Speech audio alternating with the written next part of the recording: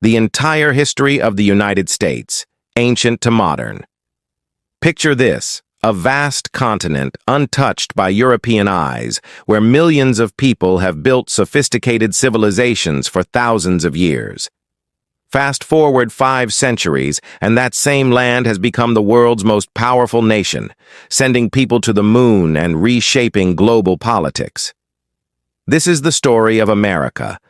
Not just the America you think you know, but the complete unvarnished tale from the very beginning. Today, we're embarking on an epic journey through time, covering over 15,000 years of history that shaped the United States of America. From the first humans crossing the Bering Land Bridge to the digital age of the 21st century, we'll explore the triumphs, tragedies, innovations, and conflicts that forged this nation. This isn't just about presidents and wars, though we'll cover plenty of both. This is about the indigenous peoples who first called this land home, the immigrants who risked everything for a new life, the enslaved Africans who built much of the nation's wealth, and the countless individuals whose stories have been forgotten by traditional textbooks. Buckle up, because we're about to travel through 30 chapters of the most dramatic, inspiring, and sometimes heartbreaking story ever told, the complete history of America. Pre-Columbian America and indigenous civilizations before 1492. Long before any European set foot on American soil, this continent was home to millions of people who had built remarkable civilizations that would rival anything in the Old World. The story of America doesn't begin in 1492. It begins over 15,000 years ago. The first Americans weren't called Americans, of course. They were diverse groups of people who crossed the Bering Land Bridge during the last ice age, when sea levels were much lower, and a land connection existed between Asia and North America. These weren't primitive nomads stumbling into a new world. They were skilled hunters, gatherers, and eventually farmers who would spread across 2 entire continents and develop hundreds of distinct cultures. By the time Europeans arrived, there were an estimated 50 to 100 million indigenous people living in the Americas, with about 10 million in what would become the United States. They spoke over 300 different languages and had developed agricultural techniques, architectural marvels, and social systems that were often more advanced than their European counterparts. Let's talk about some of these incredible civilizations. In the Southwest, the ancestral Puebloans, also known as the Anasazi, built elaborate cliff dwellings and developed sophisticated irrigation systems. Mesa Verde in Colorado and Chaco Canyon in New Mexico showcase architectural achievements that still amaze engineers today. These weren't simple shelters. They were multi-story apartment complexes with hundreds of rooms, kivas for religious ceremonies, and astronomical observatories. Moving east, we encounter the Mississippian culture, which flourished from about 800 to 1600 CE. Their capital, Cahokia, located near present-day St. Louis, was larger than London at its peak, with a population of 15,000 to 20,000 people. The centerpiece was Monk's Mound, a massive earthen pyramid covering 14 acres at its base, larger than the Great Pyramid of Giza. This wasn't just a pile of dirt. It was a carefully engineered structure that required moving 15 million cubic feet of earth, one basket at a time. The Mississippians developed a complex trading network that stretched from the Great Lakes to the Gulf of Mexico and from the Atlantic to the Rocky Mountains. Copper from Michigan, shells from Florida, obsidian from Yellowstone, and turquoise from the Southwest all found their way to Cahokia's markets. They had a sophisticated understanding of astronomy, agriculture, and urban planning that allowed them to support dense populations. In the Northeast, the Haudenosaunee, also known as the Iroquois Confederacy, created one of the world's oldest democratic governments. The Great Law of Peace, which may have been established as early as 1142 CE, united 5 nations, the Mohawk, Oneida, Onondaga, Cayuga, and Seneca, under a constitution that emphasized peace, equity, and justice. Women held significant political power, choosing and deposing chiefs, and decisions were made through consensus rather than majority rule. The Iroquois system was so effective that it would later influence the founding fathers of the United States. Benjamin Franklin specifically cited the Iroquois Confederacy as a model for colonial unity, and many scholars believe their Great Law of Peace influenced the U.S. Constitution. Agriculture was the foundation of most of these civilizations. The three sisters, corn, beans, and squash, were cultivated together in a sustainable farming system that enriched the soil rather than depleting it. Corn alone supported massive population growth, as it could produce far more calories per acre than the grains available in Europe. Indigenous farmers developed hundreds of varieties of corn, many of which were more nutritious than anything Europeans had ever seen. But it wasn't just about farming. Indigenous peoples had developed complex trade routes, standardized weights and measures, and even early forms of banking and credit.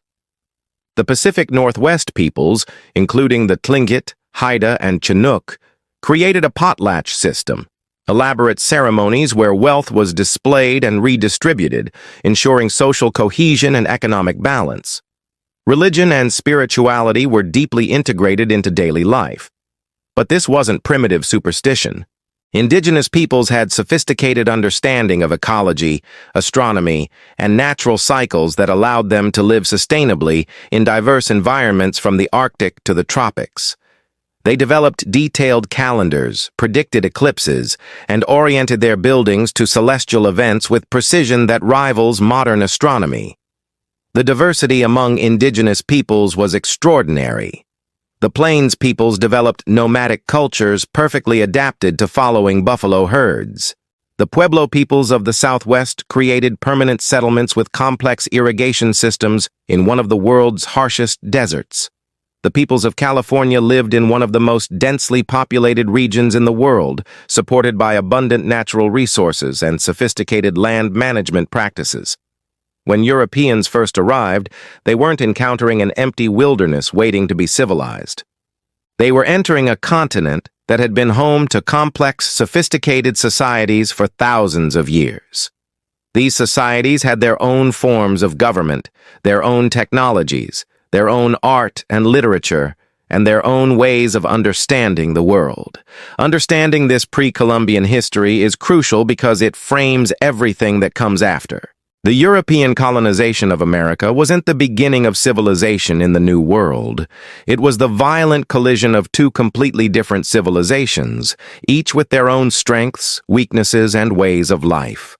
The legacy of these indigenous civilizations didn't disappear with European contact.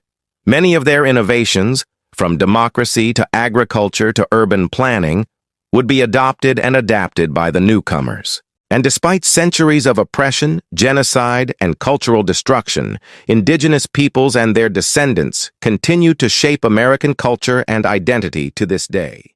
European exploration and early colonization, 1492-1607. The year 1492 marks one of the most significant turning points in human history, though not for the reasons Christopher Columbus intended. When Columbus's 3 ships made landfall in the Caribbean, he thought he had reached the Indies, hence why he called the indigenous people Indians. He died never knowing that he had stumbled upon 2 continents that would fundamentally reshape the entire world. Columbus's voyage wasn't motivated by scientific curiosity or a desire to prove the Earth was round. Educated people already knew that. It was driven by gold, spices, and the desperate need to find a western route to Asia. The Ottoman Empire's control of traditional trade routes had made Eastern goods incredibly expensive in Europe, and whoever could find an alternative route would become fabulously wealthy. What Columbus found instead was infinitely more valuable than a trade route. He had connected 2 worlds that had been separated for over 10,000 years. This collision, which historians call the Columbian Exchange, would transfer plants, animals, diseases, people, and ideas between the old and new worlds in ways that permanently altered both. The immediate impact was catastrophic for indigenous peoples. Europeans brought diseases like smallpox, measles, typhus, and bubonic plague, diseases to which Native Americans had no immunity. Some estimates suggest that 90% of the indigenous population died from disease in the century following Columbus's arrival. Entire civilizations simply vanished. The Taino people of the Caribbean, who first welcomed Columbus, were extinct within 50 years. But the exchange wasn't one way. America gave Europe potatoes, tomatoes, corn, tobacco, chocolate, vanilla, and countless other crops that would revolutionize European agriculture and cuisine. Try to imagine Italian food without tomatoes, Irish culture without potatoes, or European exploration without the vitamin C and peppers that prevented scurvy. These American crops could support larger populations than traditional European grains, contributing to Europe's population boom and its subsequent ability to project power globally. Following Columbus, European exploration of North America accelerated rapidly. John Cabot reached Newfoundland in 1497, claiming it for England. Vasco Núñez de Balboa crossed Panama and became the first European to see the Pacific Ocean from the Americas in 1513. Giovanni da Verrazzano explored the North American coast from Carolina to Nova Scotia in 1524, mapping harbors that would later become New York and Newport. The Spanish moved quickly to exploit their discoveries. Hernán Cortés conquered the Aztec Empire between 1519 and 1521, and Francisco Pizarro destroyed the Inca Empire in the 1530s. These conquests provided Spain with unprecedented wealth in gold and silver, making it the dominant European power for over a century. Spanish exploration of what would become the United States began early. Juan Ponce de León explored Florida in 1513, searching not just for gold, but for the legendary Fountain of Youth. Alvar Núñez Cabeza de Vaca spent 8 years wandering through Texas and the Southwest after being shipwrecked in 1528, living among various indigenous groups and becoming one of the first Europeans to document their cultures in detail. The most ambitious Spanish expedition was led by Francisco Vázquez de Coronado from 1540 to 1542. Searching for the legendary 7 cities of gold, Coronado led 300 conquistadors and hundreds of indigenous allies through the Southwest, becoming the first Europeans to see the Grand Canyon and explore much of present-day New Mexico, Texas, Oklahoma, and Kansas. Though they found no gold, Coronado's expedition established Spanish claims to vast territories. Meanwhile, the French were exploring from a different direction.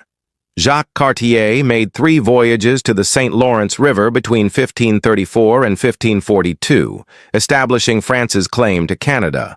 Samuel de Champlain founded Quebec in 1608 and explored the Great Lakes region, establishing the foundation for New France. French explorers like Jacques Marquette and Louis Joliet would later explore the Mississippi River, while René Robert Cavelier, Sieur de La Salle, would claim the entire Mississippi River Valley for France, naming it Louisiana after King Louis XIV. The English were slower to establish permanent settlements, but they were thinking differently about colonization.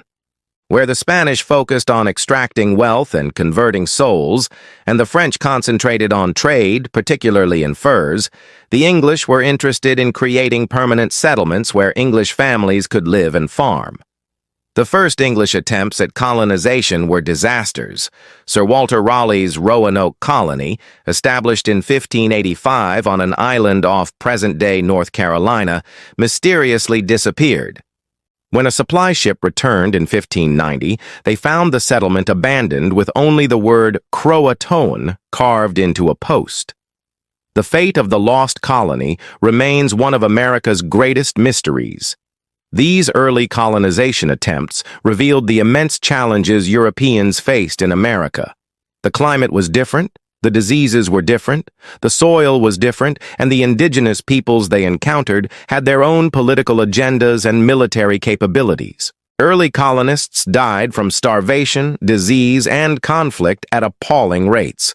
But Europeans kept coming, driven by a combination of economic opportunity, religious persecution, and political upheaval in Europe. The Protestant Reformation had created religious conflicts that made life dangerous for religious minorities. Economic changes were displacing traditional farmers and craftsmen. For many Europeans, America represented a chance to start over. The Spanish established the first permanent European settlement in what would become the United States at St. Augustine, Florida, in 1565. This wasn't just a trading post or military outpost, it was a planned community with civilian families, craftsmen, and farmers. St. Augustine would survive attacks, hurricanes, and economic hardship to become the oldest continuously inhabited European established settlement in what would become the United States. Spanish colonization followed a distinctive pattern. They built missions to convert indigenous peoples to Christianity, established presidios, military forts, to protect their territories, and created pueblos, towns, to support civilian populations. This system stretched from Florida through Texas and across the Southwest to California, creating a chain of Spanish settlements that would profoundly influence American culture. By 1600, the stage was set for the next phase of American history. Europeans had established footholds on the continent, but these were still tiny outposts in a vast land dominated by indigenous peoples. The real test would come with the establishment of permanent, self-sustaining colonies that could grow and expand. The collision of European and American worlds had already changed both continents forever. Diseases had devastated indigenous populations, creating a demographic catastrophe that would echo through centuries. But indigenous peoples were adapting, forming new alliances, acquiring European technologies, and developing strategies for survival and resistance. The story of America was just beginning, and it would be far more complex and violent than anyone could have imagined. Colonial development and growth, 1607–1700. The year 1607 marked a turning point in American history with the establishment of Jamestown, Virginia, the first permanent English settlement in what would become the United States.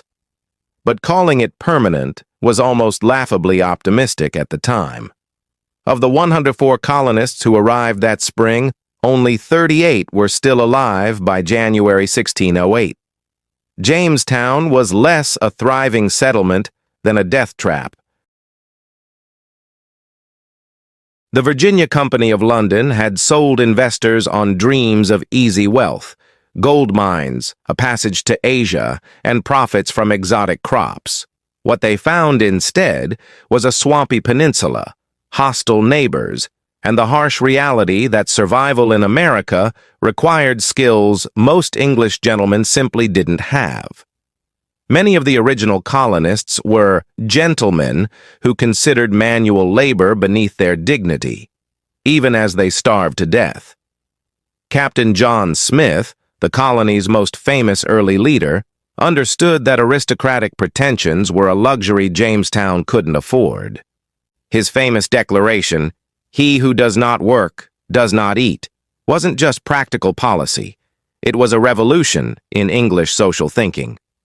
In America, survival mattered more than social status, and this principle would become fundamental to American identity. The starving time of 1609–1610 nearly ended the Jamestown experiment.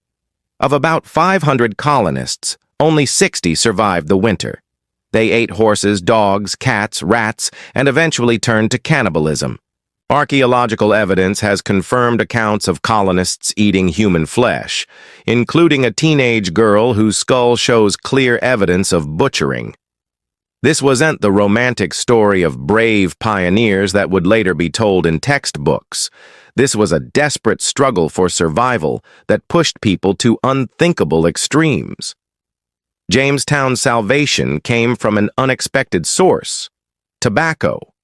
John Rolfe, yes, the man who married Pocahontas, experimented with tobacco cultivation and developed a variety that Europeans loved. By 1617, tobacco had become Virginia's gold, generating enormous profits and attracting new waves of colonists. But tobacco cultivation required intensive labor, setting up the conditions for one of America's greatest moral catastrophes. The first Africans arrived in Virginia in 1619, brought by a Dutch ship and traded for supplies. Initially, their status was ambiguous. They worked alongside white indentured servants, and some eventually gained their freedom. But as tobacco profits soared, Virginia's laws gradually made slavery hereditary and race-based, creating a system that would define American society for centuries. Meanwhile, very different colonial experiments were taking shape in New England. The Pilgrims who arrived on the Mayflower in 1620 weren't seeking gold or quick profits. They were religious separatists fleeing persecution in England. Before stepping ashore at Plymouth Rock, they signed the Mayflower Compact, creating a civil government based on consent of the governed.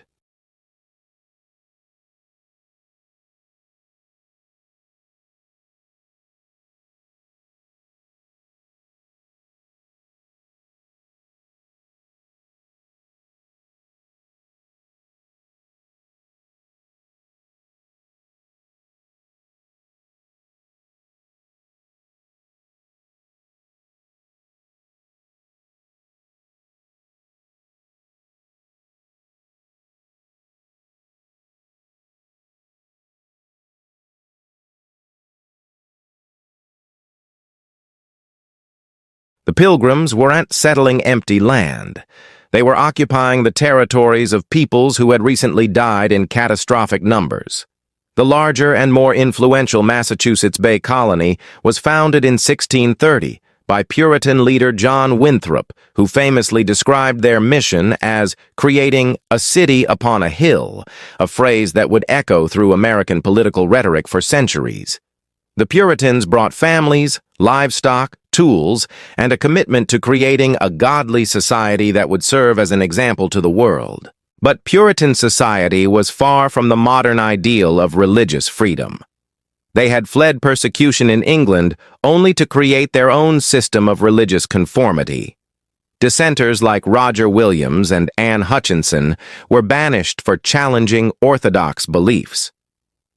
Williams founded Rhode Island as a haven for religious liberty, while Hutchinson's trial for heresy revealed the limited roles available to women even in a society that valued their spiritual contributions. The relationship between colonists and indigenous peoples varied dramatically by region and changed over time. In Virginia, initial cooperation gave way to periodic wars as English expansion threatened native lands.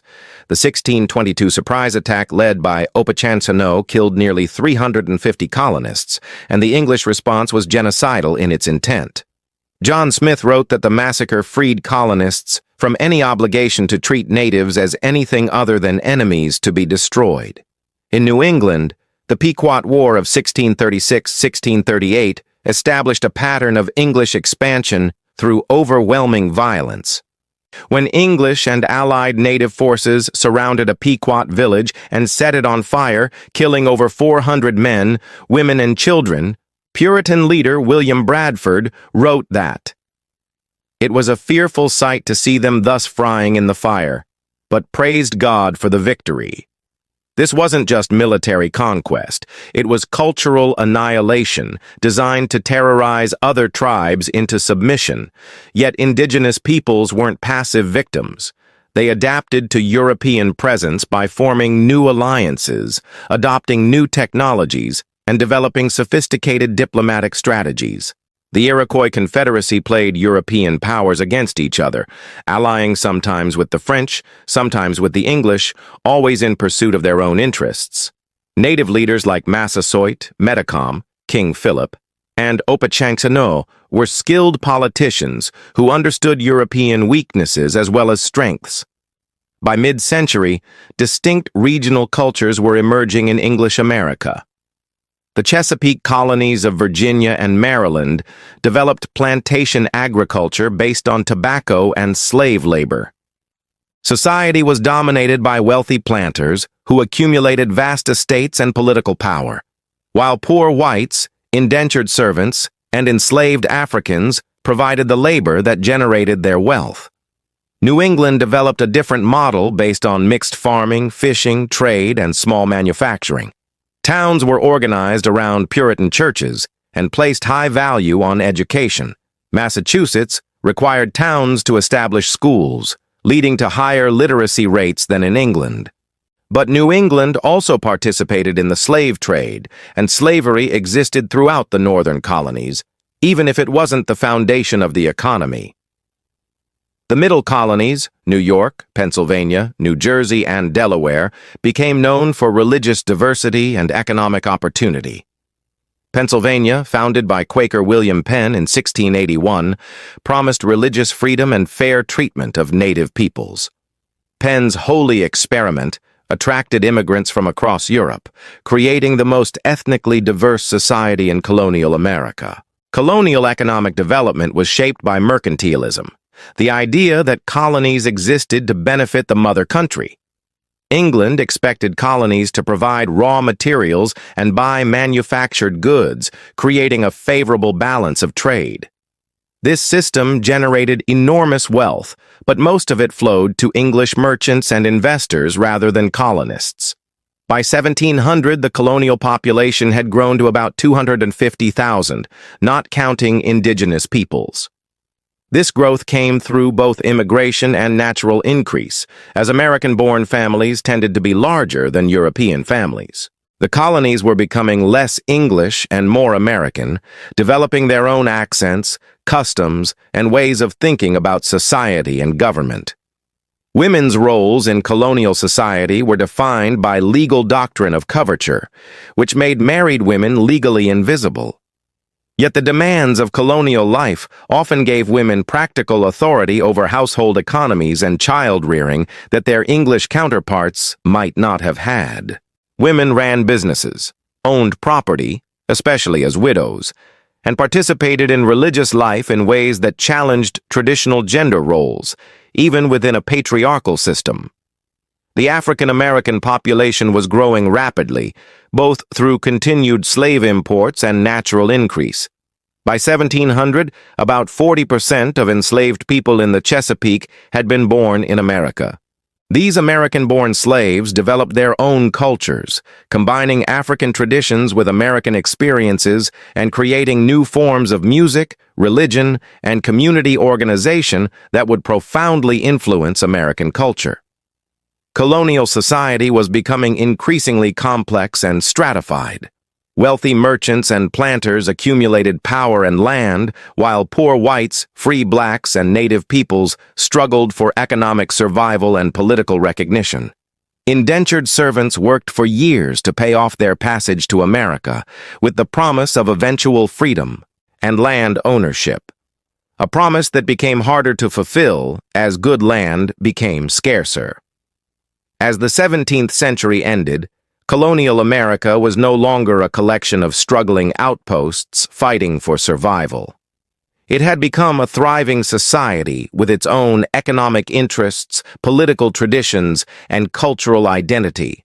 The stage was set for the next century of growth, conflict, and the eventual emergence of an independent American nation. But that independence was still 75 years away, and the path would be marked by wars, revolutions, and fundamental questions about what it meant to be American. Colonial expansion and conflict, 1700-1750. The 18th century opened with colonial America experiencing unprecedented growth and change. The population exploded from 250,000 in 1700 to over 1 million by 1750, transforming scattered settlements into a thriving society that was becoming increasingly distinct from Europe. But this growth came with conflict. Wars with European powers, tensions with indigenous peoples, and internal struggles that would reshape the colonial world. The War of Spanish Succession, known in America as Queen Anne's War, 1702-1713, brought European conflicts directly to colonial doorsteps. This wasn't just a distant war fought by professional armies. It was a brutal frontier conflict that involved colonists, Native Americans, and European regulars in a struggle that stretched from Carolina to Canada. The war's defining moment came with the 1704 raid on Deerfield, Massachusetts. French soldiers and their native allies struck the town before dawn, killing 56 residents and taking 112 captive on a forced march to Canada. Among the captives was 7-year-old Eunice Williams, daughter of the town's minister. She would be adopted by Mohawk families, convert to Catholicism, marry a Mohawk man, and refuse to return to English society even when given the chance. Her story illustrates how the boundaries between European and native cultures were more fluid than we often imagine. But the war also demonstrated colonial military capabilities. The 1710 siege of Port Royal in Nova Scotia saw New England militias working alongside British regulars to capture a major French stronghold. Colonial soldiers proved they could fight effectively, but they also developed a distinctly American approach to warfare that emphasized mobility, irregular tactics, and adaptation to local conditions. The Treaty of Utrecht in 1713 gave Britain significant advantages, including control of Nova Scotia and the exclusive right to supply slaves to Spanish colonies through the Asiento system. This put British slave traders at the center of the Atlantic economy and increased the flow of enslaved Africans to North America dramatically. Speaking of slavery, by 1750, nearly 240,000 enslaved people lived in the colonies, making up about 40% of the population in the South and significant minorities in northern cities. Slavery was evolving from the relatively informal system of the 17th century into the harsh, race-based institution that would define American society. The 1712 slave rebellion in New York City, where enslaved people killed 9 whites and wounded others before being brutally suppressed, revealed growing tensions within colonial society. The Stono Rebellion in South Carolina in 1739 was even more significant. About 20 enslaved people broke into a store, armed themselves, and began marching toward Spanish Florida, hoping to find freedom. They killed over 20 whites and attracted nearly 100 followers before being defeated by the colonial militia. The rebellion terrified white colonists and led to even harsher slave codes, but it also demonstrated that enslaved people would risk everything for freedom. These rebellions occurred against the backdrop of the Great Awakening, a religious revival that swept through the colonies in the 1730s and 1740s. Preachers like Jonathan Edwards and George Whitefield drew massive crowds with emotional sermons that emphasized personal salvation and direct relationship with God. Edwards' famous sermon, Sinners in the Hands of an Angry God, painted terrifying images of hell that left audiences weeping and crying out for mercy. But the Great Awakening was about more than fear of damnation. It challenged traditional religious authority by suggesting that ordinary people could have direct access to God without intermediaries. When Whitefield preached to mixed-race audiences and suggested that enslaved people had souls equal to their masters, he was making radical statements about human equality that had profound political implications. The revival also created new educational institutions. Princeton, Columbia, Brown, Rutgers, and Dartmouth were all founded during this period to train ministers for the new evangelical churches. These colleges would later produce many of the leaders of the American Revolution, spreading ideas about individual conscience and resistance to unjust authority. Colonial economic development continued to accelerate, but it remained fundamentally tied to agriculture and natural resources. The middle colonies became the breadbasket of America, exporting wheat, corn, and flour to the Caribbean and Europe. Pennsylvania's wheat exports grew from 11,000 bushels in 1720 to over 350,000 bushels by 1750, creating prosperity that attracted immigrants from across Europe. The Scotch-Irish became the largest immigrant group, fleeing economic hardship and religious discrimination in Ulster. These weren't the wealthy Irish Catholics who would immigrate later, but Presbyterian farmers and craftsmen who settled primarily on the frontier. They brought a fierce independence, suspicion of authority, and willingness to fight that would prove crucial in later conflicts. German immigrants, seeking religious freedom and economic opportunity, established thriving communities throughout Pennsylvania, New York, and the Carolinas. They brought advanced farming techniques, skilled crafts, and a work ethic that impressed even their English neighbors. By 1750, Germans made up about 1/3 of Pennsylvania's population. This immigration created a more diverse society than existed anywhere else in the world. In cities like New York and Philadelphia, you could hear a dozen languages spoken on any given day. But diversity also created tensions. The growth of non-English populations worried some colonists, who feared losing their English identity and customs. Benjamin Franklin, writing about German immigration to Pennsylvania, worried that they will soon so outnumber us that all the advantages we have will not be able to preserve our language, and even our government will become precarious. This tension between welcoming immigrants for their labor and skills, while worrying about cultural change, would become a recurring theme in American history. Colonial politics were evolving in distinctly American directions. Most colonies developed assemblies that controlled taxation and spending, giving colonists experience in self-governance that their European counterparts lacked. These assemblies often clashed with royal governors over everything from military spending to judicial appointments, creating precedents for resistance to executive authority.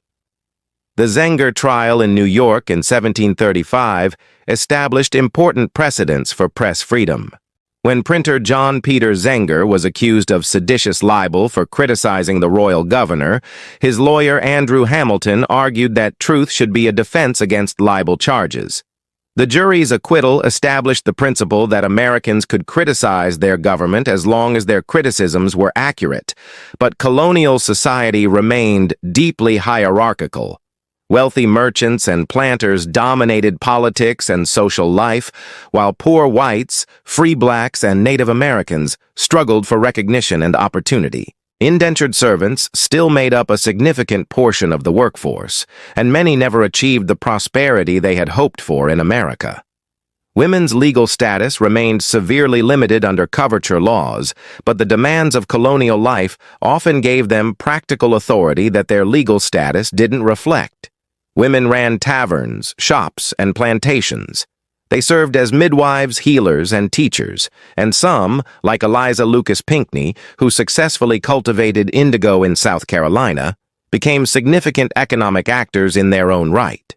The frontier remained a zone of violence and opportunity. As colonists pushed westward, they encountered indigenous peoples who had their own ideas about land use and political authority. The 1744 Treaty of Lancaster saw Iroquois leaders cede claims to lands in Virginia and Maryland in exchange for goods and recognition of their authority over other tribes. But these negotiations were often based on fundamental misunderstandings about land ownership and political sovereignty. Native peoples continued to adapt to European presence through trade, diplomacy, and selective adoption of European technologies. Many tribes became skilled at playing European powers against each other, allying with whoever offered the best terms at any given moment. But the pressure of European expansion was relentless, and traditional ways of life became increasingly difficult to maintain. Colonial cities were growing rapidly and becoming centers of commerce, culture, and political activity. Philadelphia's population grew from 4,400 in 1700 to over 13,000 by 1750, making it one of the largest cities in the British Empire.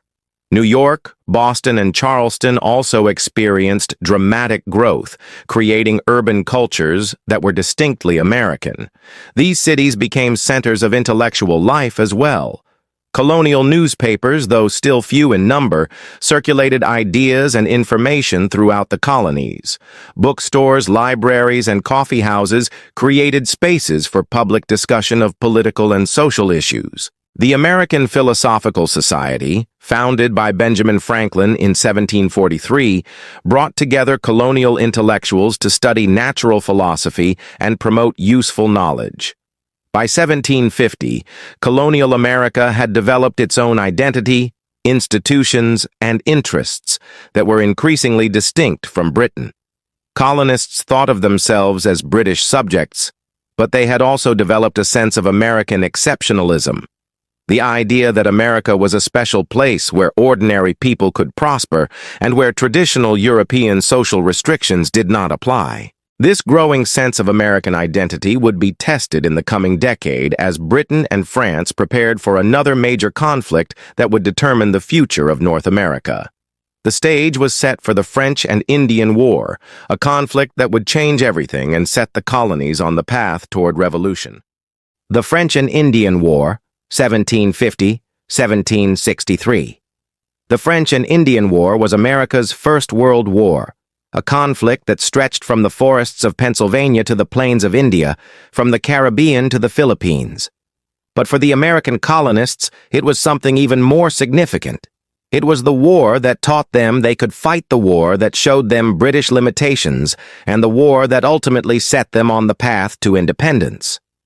The conflict began, as so many American wars would, over land and economics.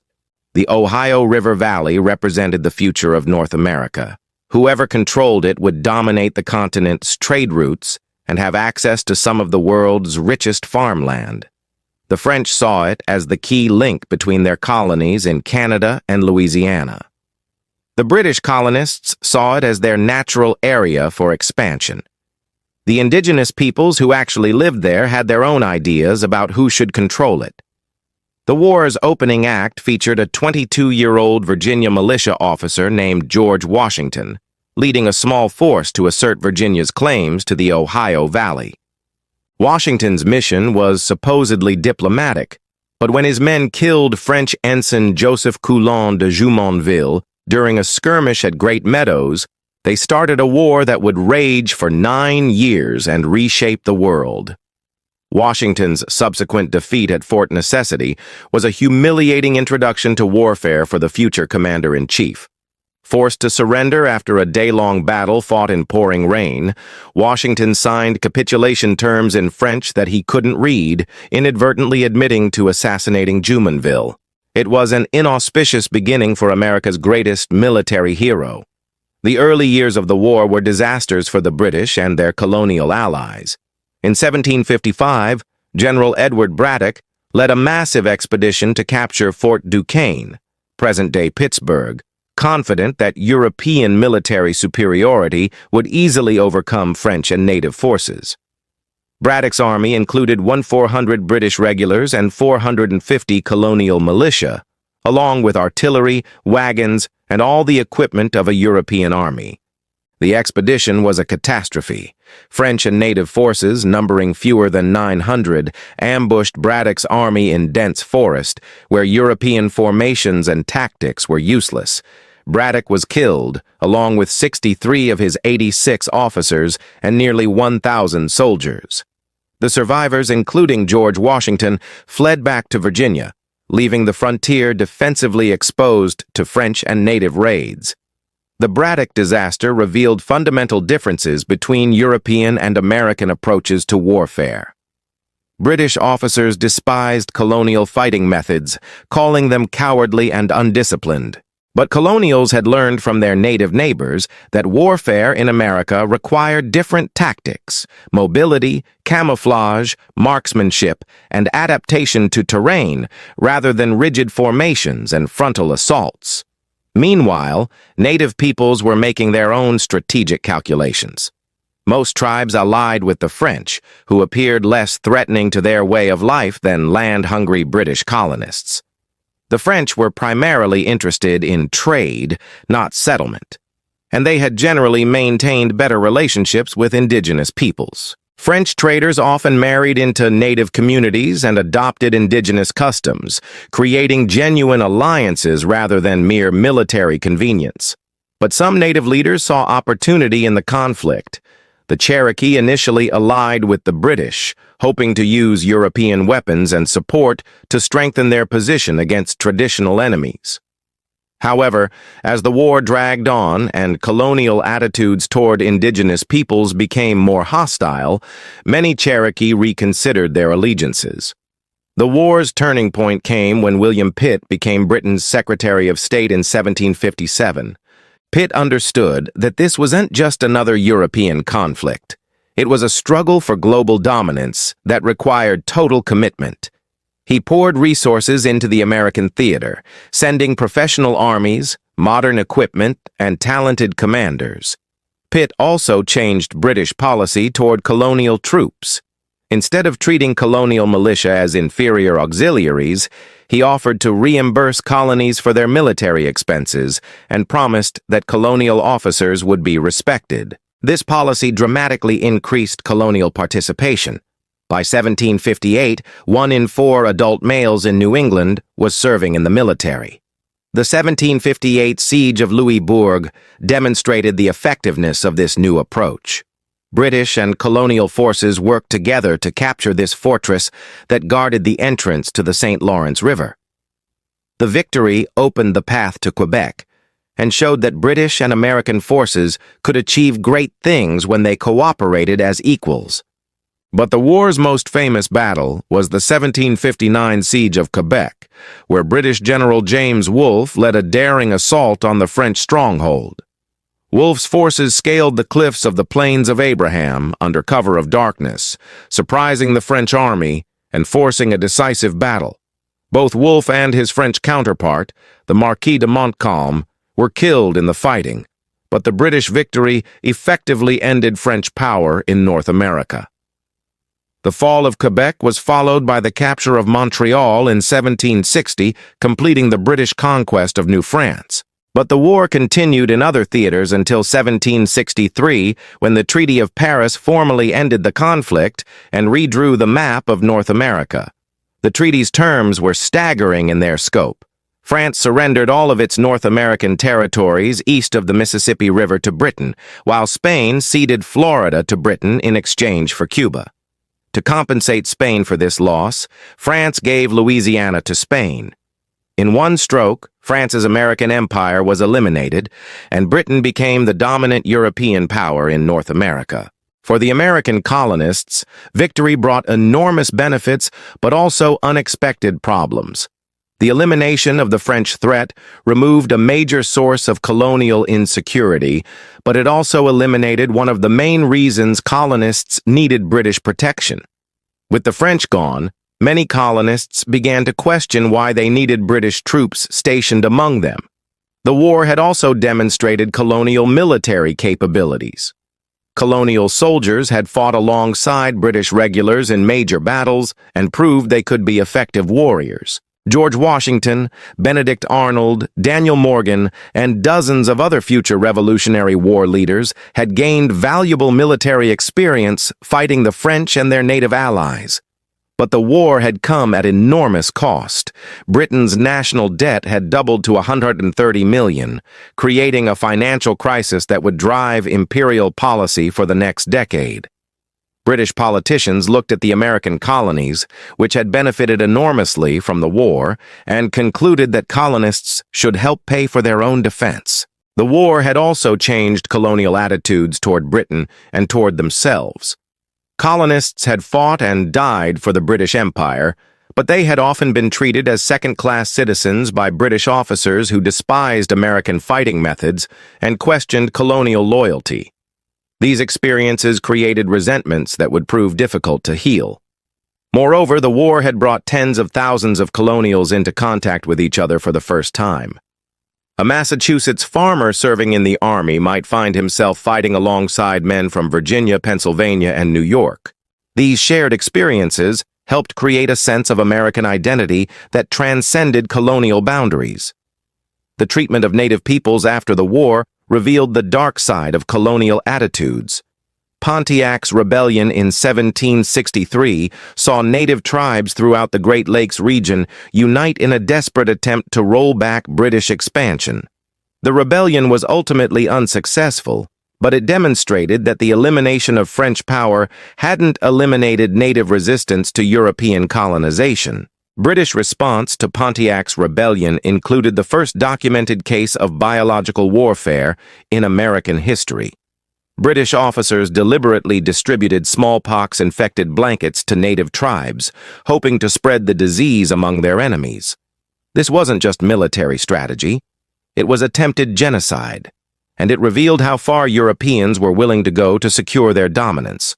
The Royal Proclamation of 1763, which prohibited colonial settlement west of the Appalachian Mountains, was intended to prevent further conflicts with Native peoples. But many colonists saw it as an arbitrary limitation on their freedom and a betrayal of their sacrifices during the war. Land speculators who had invested in Western lands were particularly outraged. The proclamation also revealed fundamental differences between British and American views of expansion.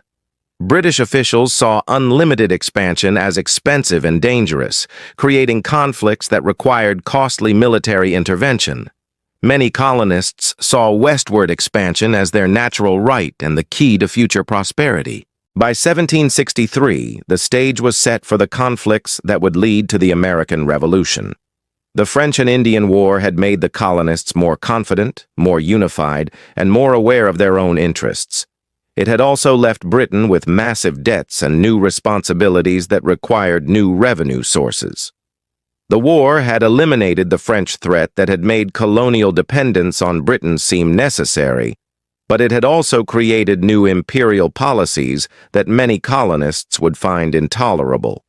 The great question now was whether Britain and its American colonies could find a way to share the costs and benefits of empire, or whether their different visions of the future would drive them to war.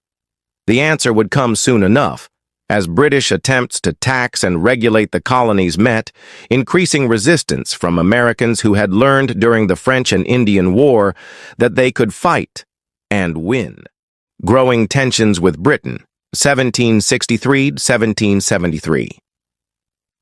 The victory over France should have been a time of celebration throughout the British Empire. Instead, it marked the beginning of a decade-long crisis that would tear the empire apart. The problem was simple to state but impossible to solve. Britain needed revenue to pay for the war and defend its new territories, while American colonists believed they had already sacrificed enough and shouldn't be taxed without representation in Parliament. The crisis began almost immediately. In 1764, Parliament passed the Sugar Act, which actually lowered the tax on molasses but promised to enforce it strictly. This might seem like good news for colonial merchants, but it represented a fundamental shift in British policy. Previous trade regulations had been designed primarily to control commerce. The Sugar Act was explicitly designed to raise revenue from the colonies. Colonial merchants who had grown rich partly through smuggling suddenly found their businesses threatened by British customs officials armed with new powers and new determination. The act also established admiralty courts to try smuggling cases without juries, denying colonists what they considered a fundamental right under English law. But it was the 1765 Stamp Act that really ignited colonial resistance. This law required that all printed materials, newspapers, legal documents, playing cards, dice, even college diplomas, carry special stamps purchased from British officials. The tax wasn't particularly onerous, but it affected every literate person in the colonies and seemed to violate the basic principle that Englishmen could only be taxed by their elected representatives. The colonial response was swift and sophisticated. In Virginia, Patrick Henry introduced resolutions declaring that only the colonial assembly had the right to tax Virginians. When older members of the House of Burgesses objected that his language was treasonous, Henry allegedly replied, "If this be treason, make the most of it. Make the—" More importantly, Massachusetts called for an intercolonial Congress to coordinate resistance. The Stamp Act Congress, meeting in New York in October 1765, brought together delegates from 9 colonies who declared that taxation without representation was unconstitutional and organized a boycott of British goods. The boycott was remarkably effective. Colonial imports from Britain dropped by 25%, and British merchants who had been making fortunes from American trade suddenly found their warehouses full of unsold goods. Even more striking was the grassroots nature of the resistance. In Boston, a group calling itself the Sons of Liberty forced stamp distributors to resign and made it impossible to enforce the law. The Sons of Liberty weren't just angry mobs, they were organized political groups that included merchants, artisans, and professionals who understood the power of coordinated resistance. When they hung stamp distributor Andrew Oliver in effigy and then destroyed his house, they were sending a clear message that the Stamp Act could not be enforced in America. Similar groups appeared throughout the colonies, creating an intercolonial network of resistance that alarmed British officials. When Lieutenant Governor Thomas Hutchinson of Massachusetts tried to enforce the Stamp Act, crowds destroyed his house and scattered his papers in the street. Hutchinson, who had been born in Massachusetts and considered himself a loyal American, was shocked by the ferocity of colonial anger. The effectiveness of colonial resistance forced Parliament to repeal the Stamp Act in 1766, but the same day it passed the Declaratory Act, asserting Parliament's right to tax the colonies in all cases whatsoever. This face-saving measure satisfied British pride while doing nothing to resolve the underlying constitutional crisis. The next round came in 1767 with the Townshend Acts, named after Chancellor of the Exchequer Charles Townshend. These laws placed duties on glass, lead, paints, paper, and tea imported into the colonies.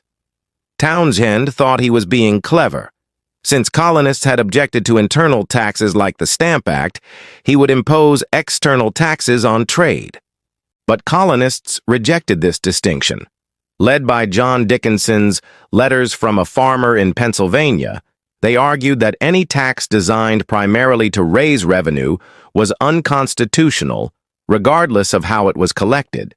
Dickinson's letters, reprinted throughout the colonies, helped create a shared vocabulary of resistance and constitutional argument. The Townshend Acts also established a new board of customs commissioners in Boston and authorized the use of writs of assistance, general search warrants that allowed customs officials to search any building for smuggled goods. These measures infuriated colonists who valued their privacy and property rights. Colonial resistance to the Townshend Acts was more sophisticated than the earlier Stamp Act protests. Women organized spinning bees to produce homespun cloth instead of buying British textiles. College students gave up tea and wore homespun clothing to graduation ceremonies. Even the wealthy modified their consumption patterns, turning resistance into a moral crusade that united people across class lines. The non-importation agreements of 1768-1770 were remarkably effective. Colonial imports from Britain dropped by nearly 40%, and British merchants again pressured Parliament for relief. But the resistance also revealed growing tensions within colonial society between radicals who wanted to confront British authority directly and moderates who hoped for reconciliation. In Boston, these tensions exploded into violence. British customs officials, facing constant harassment and occasional physical attacks, requested military protection. In October 1768, 2 regiments of British troops arrived in Boston, the first time British soldiers had been stationed in an American city during peacetime. The presence of British troops in Boston created a powder keg situation. Soldiers competed with local workers for jobs, leading to frequent fights and growing resentment. Bostonians viewed the soldiers as an occupying army, while the soldiers saw themselves as defending imperial authority against ungrateful rebels. The inevitable explosion came on March 5, 1770. A confrontation between soldiers and civilians escalated when someone threw a snowball, a soldier was knocked down, and Captain Thomas Preston's men opened fire on the crowd. 5 colonists were killed, including Crispus Attucks, a sailor of African and Native American ancestry who became one of the first martyrs of American resistance. The Boston Massacre, as it was immediately dubbed by colonial propagandists, became a powerful symbol of British oppression. Paul Revere's famous engraving, which showed British soldiers firing into a peaceful crowd, was widely circulated despite being completely inaccurate. The soldiers were actually tried for murder and acquitted, with John Adams serving as their defense attorney. But the political damage was irreversible. Ironically, the Boston Massacre occurred on the same day that Parliament repealed most of the Townshend Acts, keeping only the tax on tea. This partial repeal led to a temporary cooling of tensions, but it also established a dangerous precedent that colonial resistance could force British policy changes. The years 1770-1773 saw an uneasy calm, but beneath the surface, both sides were preparing for future confrontations.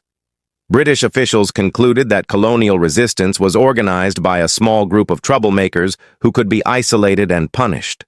Colonial radicals, meanwhile, were building networks of correspondence and resistance that could be activated when needed. The calm was shattered in 1772 when the British government announced that colonial governors and judges would be paid by the Crown rather than by colonial assemblies. This seemingly administrative change struck at the heart of colonial self-governance. Assemblies had used their control over salaries to influence governors and judges, and losing that power would make them powerless to protect colonial rights. Samuel Adams, cousin of John Adams and master of political organization, responded by creating the Boston Committee of Correspondence. This group would communicate with similar committees throughout Massachusetts and eventually throughout all the colonies, creating a shadow government that could coordinate resistance to British policies. The committee system was revolutionary in more ways than one. It bypassed official channels of government and created direct communication between ordinary citizens in different colonies. When the committees began sharing information about British actions and colonial responses, they were creating the foundation for American unity. By 1773, the stage was set for the next major crisis. The British East India Company was facing bankruptcy, partly because of colonial boycotts of tea. The company had £17 million of unsold tea sitting in London warehouses, and British politicians were looking for ways to save this crucial imperial institution. Their solution, the Tea Act of 1773, would provide the spark that ignited the American Revolution. The act didn't actually increase taxes on tea, but it gave the East India Company a monopoly on tea sales in America and allowed the company to sell directly to consumers, bypassing colonial merchants who had been making profits from the tea trade.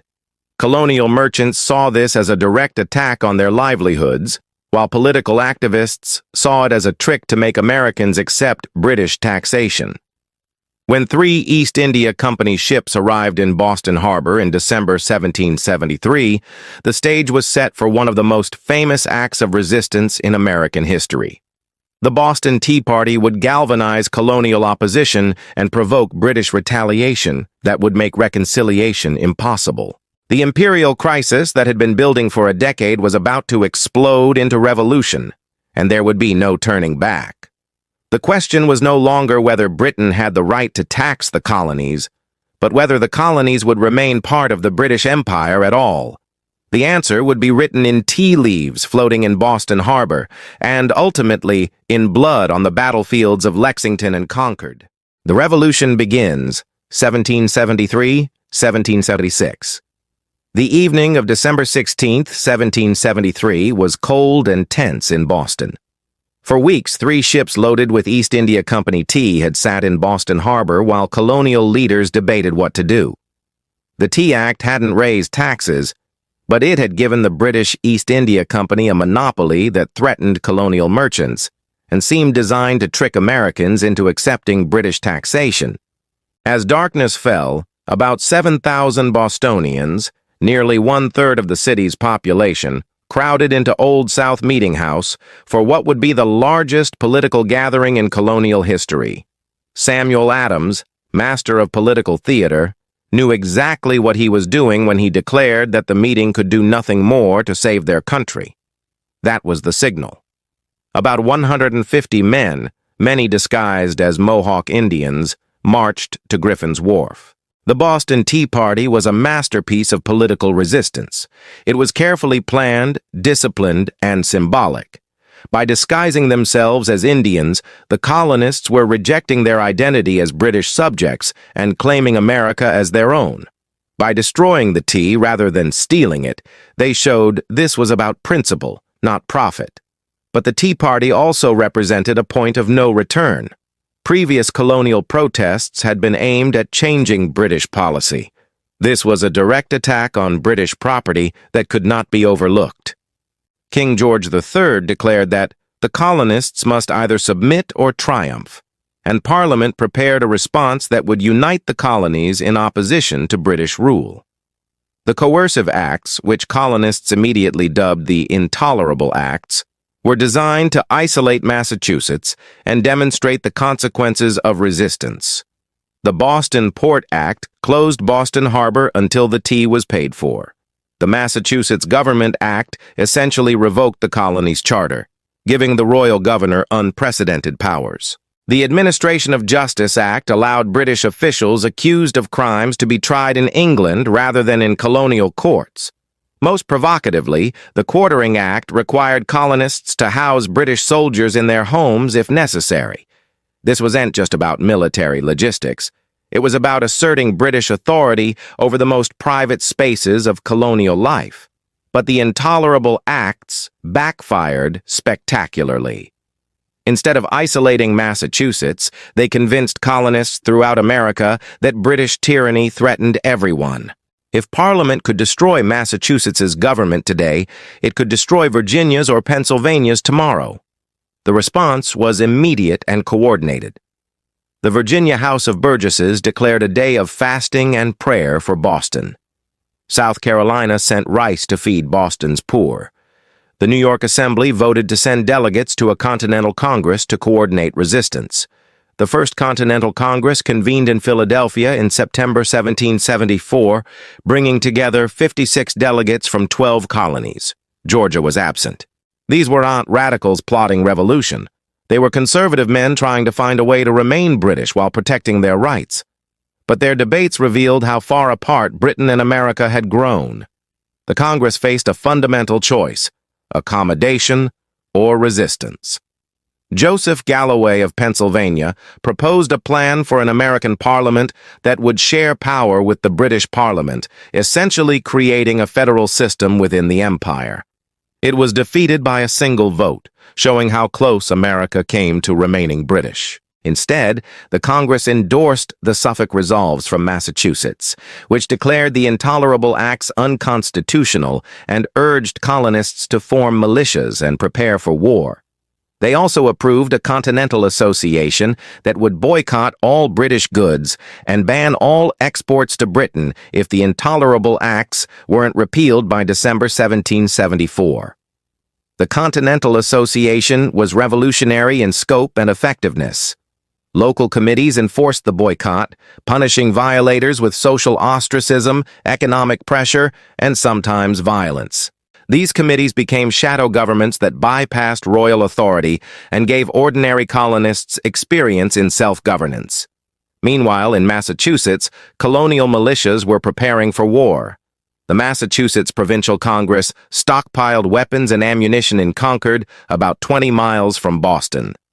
British General Thomas Gage, now military governor of Massachusetts, watched these preparations with growing alarm and finally decided to act. On the night of April 18, 1775, Gage sent 700 soldiers to Concord to destroy the Colonial Arms Depot. But colonial intelligence networks, perfected through years of resistance activities, were waiting. Paul Revere, William Dawes, and Samuel Prescott rode through the countryside warning that the regulars are coming out. The first shots of the American Revolution were fired at Lexington Green at dawn on April 19, 1775. About 70 colonial militiamen faced 700 British regulars in a confrontation that lasted only minutes. 8 Americans were killed and 10 wounded before the militia scattered. British Major John Pitcairn reportedly shouted, "Disperse, ye rebels! Damn you, disperse!" But the real battle came at Concord's North Bridge, where colonial militiamen had gathered from across the region. When British soldiers began destroying colonial supplies, militiamen advanced on the bridge. British soldiers fired, killing 2 Americans. The militiamen fired back, killing 3 British soldiers. Ralph Waldo Emerson would later call this the shot heard round the world. The British march back to Boston became a nightmare. Colonial militiamen, using tactics learned from Native Americans, fired from behind trees, stone walls, and buildings. British soldiers, trained for European warfare, were sitting ducks for American marksmen. By the time they reached Boston, the British had suffered 273 casualties compared to 95 for the Americans. Lexington and Concord proved that Americans could fight, and that British military superiority wasn't absolute. More importantly, it showed that the conflict had moved beyond political protest to armed resistance. There was no going back. The news of Lexington and Concord spread rapidly through the colonies, carried by the same committees of correspondence that had coordinated resistance to British policies. In Virginia, Patrick Henry declared, "Give me liberty, or give me death." In North Carolina, the Mecklenburg Resolves declared independence from Britain a full year before the Declaration of Independence. The Second Continental Congress convened in Philadelphia in May 1775, facing the reality that war had already begun. They appointed George Washington as commander-in-chief of a continental army that barely existed, hoping that his military experience and Virginia background would unite the colonies behind the New England cause. Washington's appointment was brilliant politics. He was respected, experienced, and from the largest colony. More importantly, he understood that this war would be as much about politics as military strategy. His decision to refuse a salary and serve without pay set a crucial precedent for civilian control of the military. But even as Congress prepared for war, many delegates still hoped for reconciliation. The Olive Branch Petition, sent to King George III in July 1775, pledged colonial loyalty and asked the king to intervene with Parliament to resolve the crisis peacefully. The king refused even to receive the petition, declaring the colonies to be in rebellion. The war's early phase was marked by colonial successes that surprised everyone, including the colonists themselves. The capture of Fort Ticonderoga by Ethan Allen's Green Mountain Boys provided desperately needed artillery. Benedict Arnold's expedition to Quebec came close to adding Canada to the rebellion. The Siege of Boston showed that colonial forces could challenge British regulars on equal terms. But the colonists also faced enormous challenges. They had no navy, little money, and no experience governing an independent nation. Their army was composed largely of militia who served for short terms and went home when they felt like it. They had no reliable source of weapons, ammunition, or supplies. More fundamentally, they were still uncertain about what they were fighting for. Were they defending their rights as British subjects, or were they creating a new nation?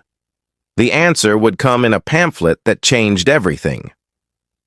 Thomas Paine's Common Sense, published in January 1776, made the case for independence in language that ordinary Americans could understand. Paine attacked not just British policies, but the very idea of monarchy and hereditary rule. He argued that America had the strength to govern itself and the moral obligation to lead the world toward freedom. Common Sense was an immediate sensation, selling 50,000 copies in 2 months and eventually reaching virtually every literate American. It shifted the debate from reconciliation to independence and gave colonists the intellectual framework for revolution. But declaring independence and achieving it were very different things. As Washington's army suffered through the brutal winter at Valley Forge and British forces occupied major cities, many wondered if the rebellion could survive. The answer would depend not just on American determination, but on the ability to turn a colonial rebellion into an international war that Britain couldn't win. The stage was set for the most unlikely victory in military history, a collection of farmers and merchants defeating the world's most powerful empire. But first, they had to survive long enough to fight. The Revolutionary War, 1776-1781. The American Revolution was the most unlikely military victory in history. On one side stood the British Empire, with the world's most powerful navy, a professional army, and the financial resources of the globe's leading commercial power. On the other side stood a loose confederation of colonies with no navy, no professional army, and no reliable source of funding. That the Americans won at all seems miraculous, but they didn't win through miracles. They won through strategy, perseverance, and the transformation of a colonial rebellion into a global war. The Declaration of Independence, approved by Congress on July 4, 1776, was both a philosophical manifesto and a practical political document. Thomas Jefferson's soaring language about self-evident truths and unalienable rights would inspire democratic movements for centuries. But the Declaration was also designed to convince European powers that America was serious about independence and worthy of support. The Declaration's most famous words, "All men are created equal," represented a revolutionary concept in a world dominated by hereditary monarchy and aristocracy.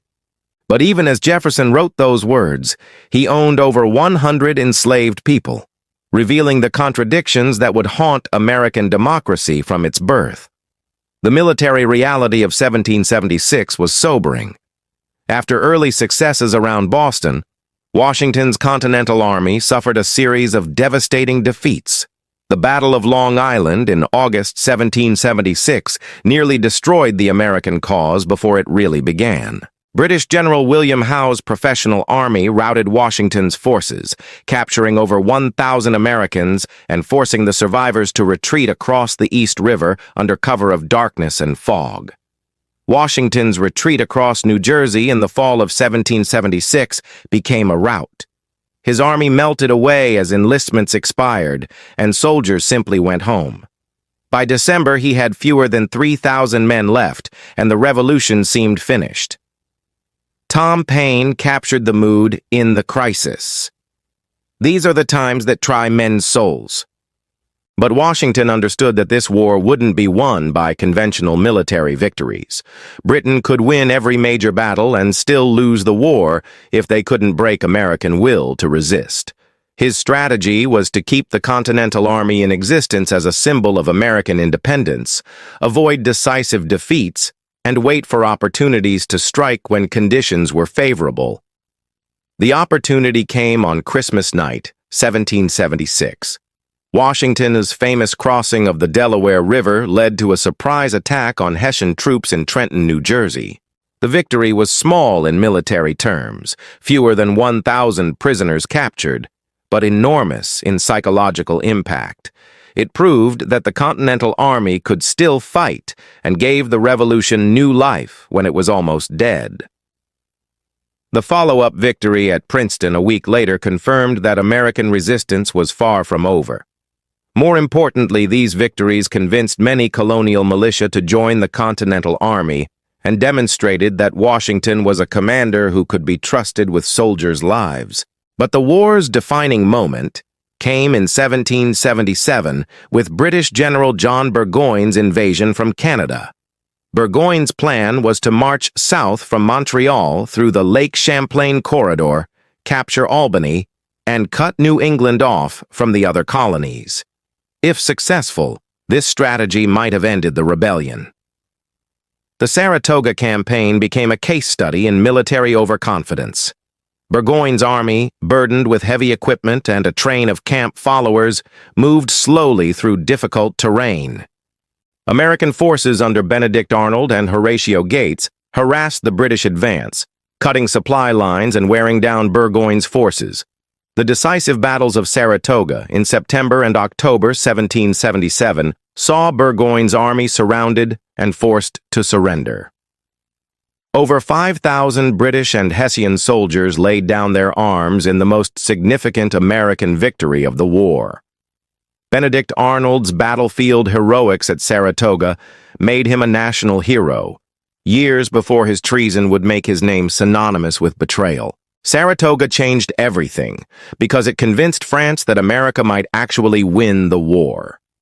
French Foreign Minister Vergennes had been secretly providing aid to the Americans since 1776, but he needed proof that American independence was achievable before risking open war with Britain. The Franco-American alliance, signed in February 1778, transformed a colonial rebellion into a global conflict. France provided money, weapons, ships, and eventually troops that were essential to American victory. But French support came with a price. America became a pawn in European power politics, and the alliance would create complications that lasted for decades. Spain entered the war in 1779, followed by the Netherlands in 1780. Britain suddenly found itself fighting a global war against multiple enemies with limited resources. British naval supremacy was challenged in the Caribbean, the Mediterranean, and the Indian Ocean. The American War became just one theater in a much larger conflict. Meanwhile, the war in America was taking new and brutal forms. In the South, British strategy shifted to conquering the Carolinas and Georgia, where they believed Loyalist support was strongest. The Southern campaign began successfully with the capture of Savannah in 1778 and Charleston in 1780, but it soon degenerated into a vicious civil war. The Southern War was characterized by guerrilla warfare, massacres, and revenge killings that made traditional military operations almost impossible. Patriots and Loyalists burned each other's farms, murdered prisoners, and terrorized civilian populations. Francis Marion, the Swamp Fox, and other partisan leaders perfected hit-and-run tactics that made British control of the countryside impossible. The war's brutality was epitomized by events like the Waxhaws Massacre, where British Colonel Banastre Tarleton's cavalry killed American soldiers trying to surrender. Tarleton's quarter became synonymous with no mercy, and American forces responded in kind. The Revolution had become a total war that engaged entire populations. But the Southern campaign also revealed American resilience and adaptability. After catastrophic defeats at Charleston and Camden, American forces regrouped under new leadership. Nathaniel Greene's strategy of retreating, regrouping, and counterattacking wore down British forces and gradually shifted the balance of power. The war's turning point in the South came at Cowpens in January 1781, where Daniel Morgan's tactical brilliance led to the complete destruction of Tarleton's force. The victory showed that American forces could defeat British regulars in conventional battle when properly led and positioned. British General Cornwallis's response was to invade Virginia, hoping to crush American resistance once and for all. But this decision led him into a trap that would end the war. Cornwallis established a base at Yorktown on the Virginia coast, where he expected to be supplied and reinforced by the British Navy. Instead, he found himself trapped between Washington's Continental Army and a French fleet under Admiral de Grasse. The siege of Yorktown, beginning in September 1781, was a masterpiece of international cooperation. American, French, and colonial forces worked together to methodically reduce British defenses, while the French Navy prevented British reinforcement or escape. The surrender at Yorktown on October 19, 1781, effectively ended major combat operations in the Revolutionary War. Cornwallis, too sick or embarrassed to attend the ceremony, sent his sword with a subordinate. As British troops marched out to lay down their arms, their band reportedly played "The World Turned Upside Down," a fitting tribute to one of history's greatest upsets. But Yorktown was possible only because of the international dimension of the conflict. Without French naval support, Cornwallis could have been evacuated by sea. Without French financial aid, Washington's army might not have survived to fight at Yorktown. The American Revolution succeeded because it became a world war that Britain couldn't win. The home front during the Revolutionary War was marked by economic hardship, political experimentation, and social upheaval. Continental currency became worthless, leading to the phrase "not worth a continental." Inflation devastated families on fixed incomes. Food shortages led to riots in Boston and other cities. Women took on new roles as men went to war. They ran farms and businesses, served as spies and messengers, and occasionally fought in combat. Deborah Sampson disguised herself as a man to serve in the Continental Army. Molly Pitcher carried water to soldiers and reportedly took her husband his place at a cannon when he was wounded. The war also forced Americans to confront the contradiction between fighting for freedom while holding others in bondage. Some enslaved people gained freedom by serving in the Continental Army, while others found it by joining British forces that promised liberty to slaves who fought against their masters. The war didn't end slavery, but it began the long struggle over its place in American society. By 1781, both sides were exhausted. Britain faced war on multiple fronts with mounting costs and diminishing public support. America had achieved its primary goal of independence, but lacked the resources to continue fighting indefinitely. The stage was set for peace negotiations that would determine not just the end of the war, but the future of North America. The unlikely American victory had created an independent nation, but it had also created enormous challenges. Could 13 separate colonies unite into a single country? Could a nation founded on the principle that all men are created equal reconcile that belief with the reality of slavery? Could a republic survive in a world dominated by monarchies? These questions would define the next phase of American history as the new nation struggled to turn the promise of independence into the reality of effective government. Victory and the New Nation, 1781-1789. The surrender at Yorktown ended major fighting in the Revolutionary War, but it didn't immediately end the war itself. For 2 more years, negotiations dragged on while sporadic fighting continued, and both sides wondered whether the peace would hold. The challenge facing America wasn't just winning independence. It was figuring out what to do with it. The Treaty of Paris, finally signed on September 3, 1783, was a diplomatic triumph for the United States. American negotiators John Adams, Benjamin Franklin, and John Jay secured not just independence, but territorial concessions that doubled the size of the new nation. Britain recognized American sovereignty over all territory east of the Mississippi River, from the Great Lakes to the 31st parallel. But the treaty also revealed the complexities of independence. It required Americans to honor debts owed to British creditors and recommended that Congress urge states to restore confiscated Loyalist property, provisions that many Americans had no intention of following. The treaty said nothing about Native American rights, despite the fact that most tribes had fought alongside the British and now found themselves abandoned by their allies.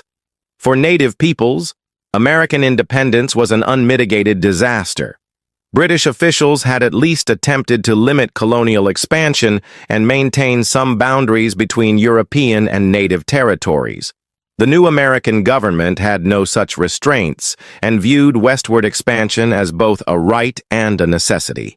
The immediate challenge facing the new nation was governance. The Articles of Confederation, ratified in 1781, had created a firm league of friendship among the states, but not a real government. Congress could declare war and make treaties, but it couldn't tax, regulate trade, or enforce its decisions.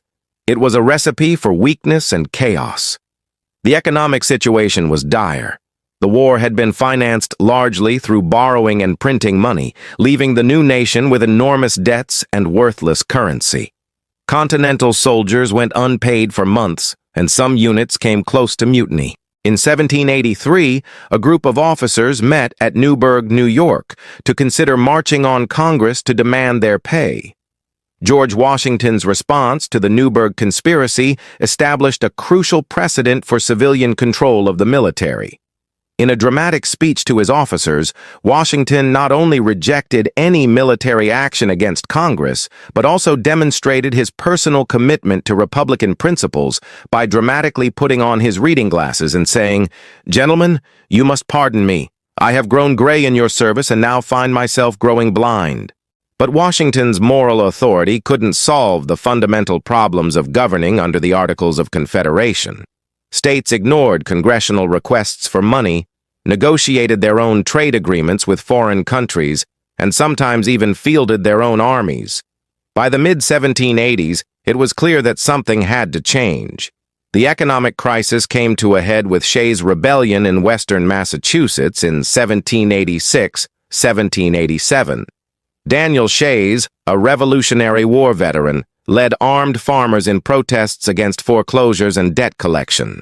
The rebellion was eventually suppressed, but it terrified political leaders who saw it as evidence that the new nation was sliding toward anarchy.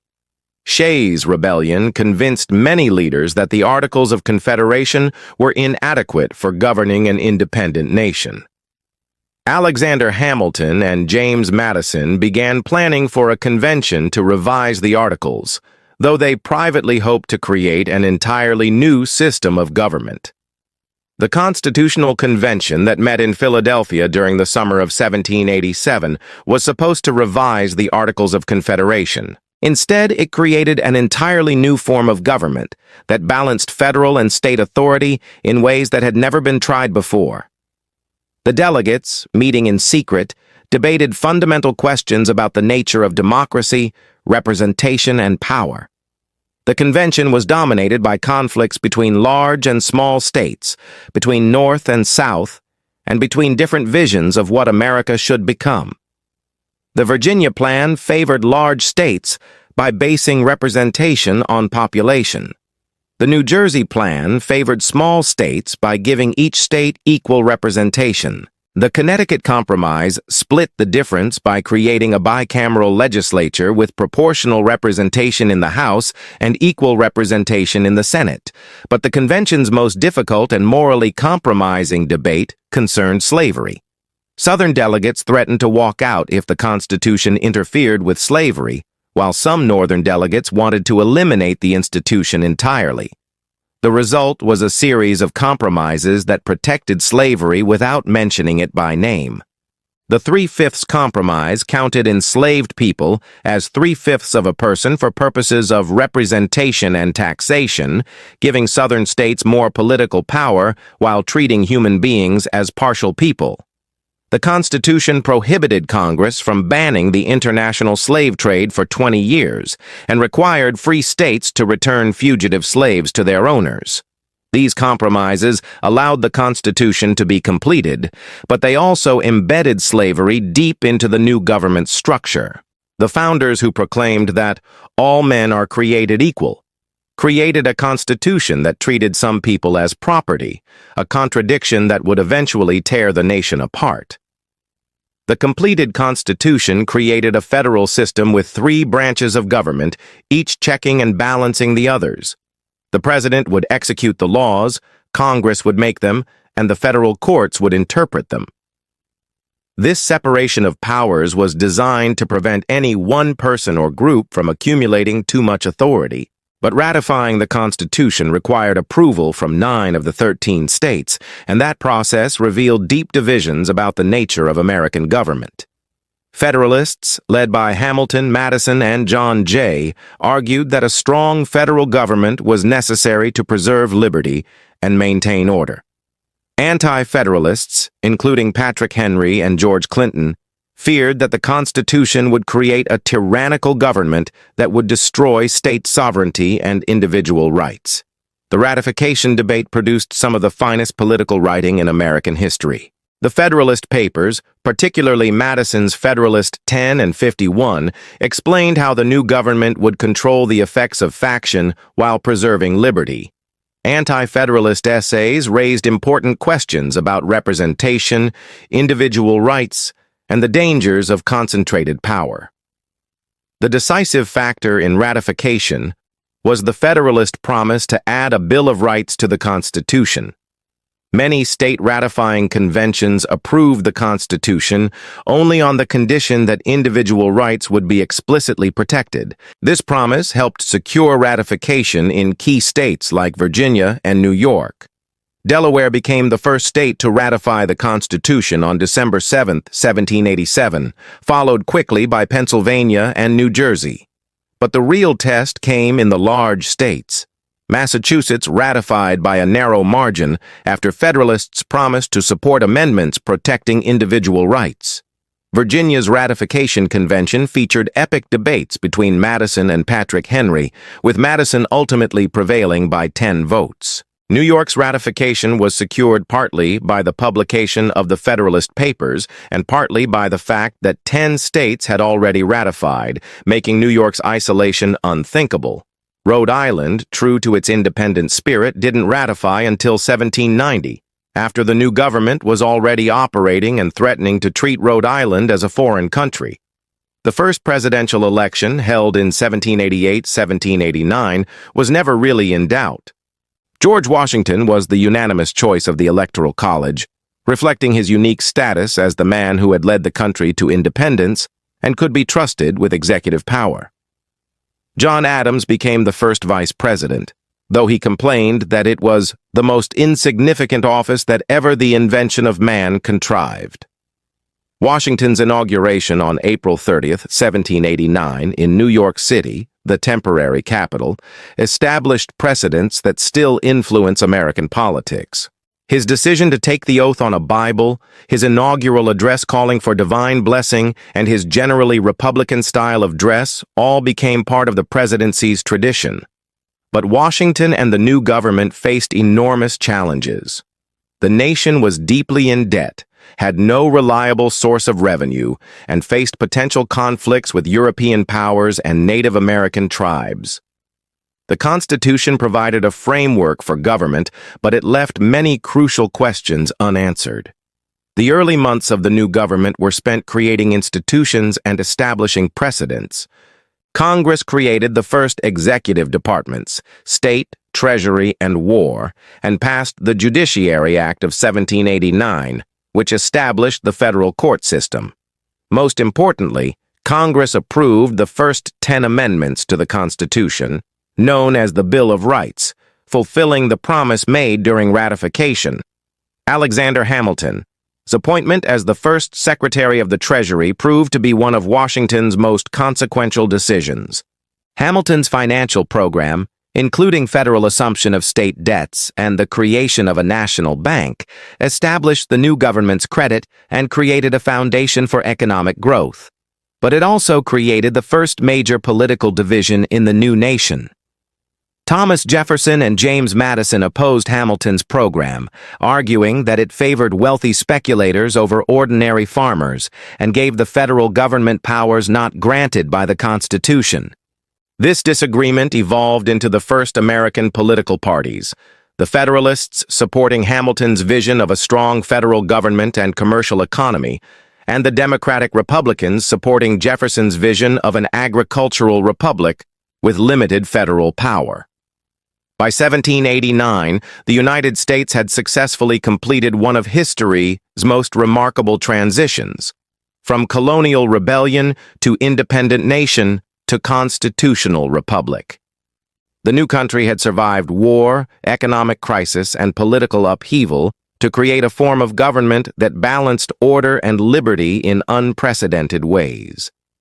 But the new nation also faced enormous challenges that would test whether Republican government could survive in practice. Could a country founded on the principle of equality reconcile that principle with the reality of slavery? Could a federal system balance national authority with state sovereignty? Could a republic maintain its ideals while competing with European empires for territory and influence? These questions would define the next phase of American history, as the new nation struggled to turn the promise of the Constitution into the reality of effective, representative government. The revolution was over, but the experiment in democracy was just beginning. The Federalist Era and Early Challenges, 1789-1800. George Washington's presidency began with a question that seems almost quaint today. How should Americans address their president? Some suggested His Excellency, others preferred His Highness the President of the United States and protector of their liberties. John Adams, ever pompous, favored His Majesty the President. Washington wisely chose the simple Mr. President, establishing a precedent for Republican simplicity that endures today. But behind this seemingly trivial debate lay a fundamental question about what kind of nation America would become. Would it be a democratic republic that rejected European aristocratic traditions, Or would it gradually evolve into something resembling the monarchies it had fought to escape? The first decade under the Constitution would answer that question in ways the founders never expected. Alexander Hamilton, Washington's Secretary of the Treasury, had a bold vision for America's future. He saw a nation of cities, factories, and banks that could compete with European powers through industrial might and financial sophistication. His financial program, unveiled in 1790, was designed to transform America from an agricultural backwater into a modern commercial power. Hamilton's plan was audacious in scope. The federal government would assume all state debts from the Revolutionary War, creating a national debt of about $75 million. This wasn't a burden to be avoided. It was a tool for building national strength. Wealthy investors who held government bonds would have a stake in the new nation's success, creating a powerful interest group committed to federal authority. The plan also called for a national bank modeled on the Bank of England. The Bank of the United States would manage government finances, issue a stable national currency, and provide credit for economic development. It was exactly the kind of institution that Americans had feared when they worried about concentrated power, but Hamilton argued it was essential for national survival. Opposition came immediately from Thomas Jefferson and James Madison, who saw Hamilton's program as a betrayal of revolutionary principles. They argued that the Constitution gave the federal government no power to create a bank or assume state debts. More fundamentally, they believed Hamilton was trying to recreate the British system of government-supported capitalism that Americans had fought to escape. The debate over Hamilton's bank revealed different visions of America's future. Hamilton's Federalists envisioned a commercial republic where government and business worked together to promote prosperity. Jefferson's Democratic Republicans wanted an agricultural nation of independent farmers who would be corrupted by banks, cities, and manufacturing. The bank controversy also established the principle of loose versus strict interpretation of the Constitution. Hamilton argued that the necessary and proper clause gave Congress broad powers to achieve constitutional goals. Jefferson insisted that Congress could only exercise powers explicitly granted by the Constitution. Washington sided with Hamilton, but the debate would echo through American politics for decades. Hamilton's program succeeded brilliantly in financial terms. Government credit was restored, trade flourished, and the economy began growing rapidly. But it also created the nation's first major political crisis. When Hamilton arranged for the federal government to assume state debts, he had to strike a deal with Jefferson and Madison. They would support assumption in exchange for locating the national capital on the Potomac River between Virginia and Maryland. This compromise revealed how sectional interests were already shaping national politics. Northern states, which had large war debts, benefited from assumption. Southern states, which had already paid most of their debts, felt cheated. The deal to locate the capital in the South was designed to balance these regional interests, but it also showed how difficult it would be to maintain national unity. The emerging party system crystallized around foreign policy as much as domestic issues.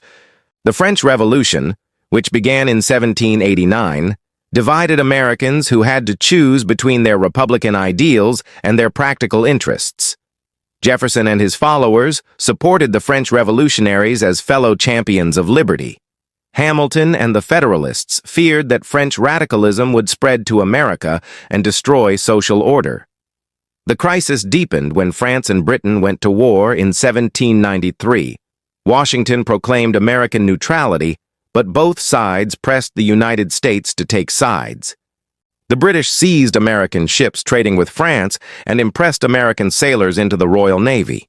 The French attacked American ships and tried to involve the United States in their Revolutionary Wars. Jay's treaty with Britain in 1794 temporarily resolved Anglo-American tensions, but enraged Democratic Republicans who saw it as a betrayal of France. The treaty avoided war with Britain, but required the United States to pay pre-war debts to British creditors and accepted British restrictions on American trade. Jefferson's followers burned John Jay in effigy and accused the Federalists of being British agents. Meanwhile, on the frontier, the new government faced its first major domestic crisis.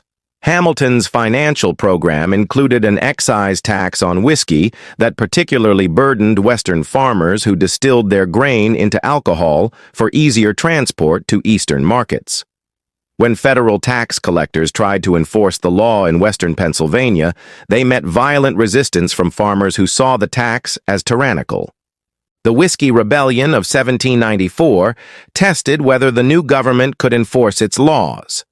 Washington personally led a militia army of 13,000 men into Western Pennsylvania, the only time a sitting president has commanded troops in the field. The rebellion collapsed without major fighting, but the episode demonstrated federal authority while also revealing the tensions between Eastern and Western interests. The rebellion also showed how different the new government was from the old Confederation.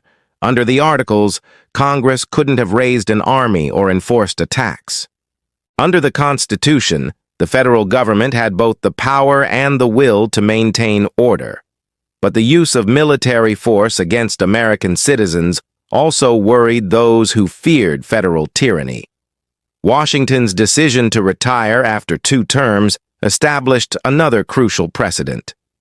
Many Americans expected him to serve for life, and European observers couldn't believe he would voluntarily give up power.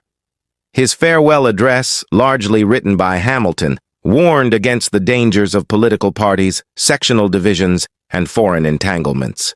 The election of 1796 was the first real contest for the presidency, pitting John Adams against Thomas Jefferson.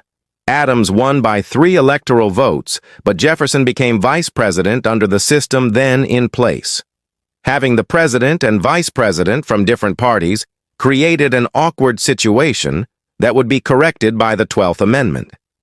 Adams's presidency was dominated by the quasi-war with France, an undeclared naval conflict that brought the United States to the brink of full-scale war. French attacks on American shipping led to calls for war from Hamilton and the High Federalists, but Adams resisted pressure and eventually negotiated peace. His decision probably saved the country from a disastrous war, but it split the Federalist Party and cost Adams re-election. The quasi-war also produced the Alien and Sedition Acts of 1798, among the most controversial laws in American history. The Alien Acts extended the residency requirement for citizenship and gave the president power to deport dangerous aliens. The Sedition Act made it a crime to publish false, scandalous, and malicious criticism of the government.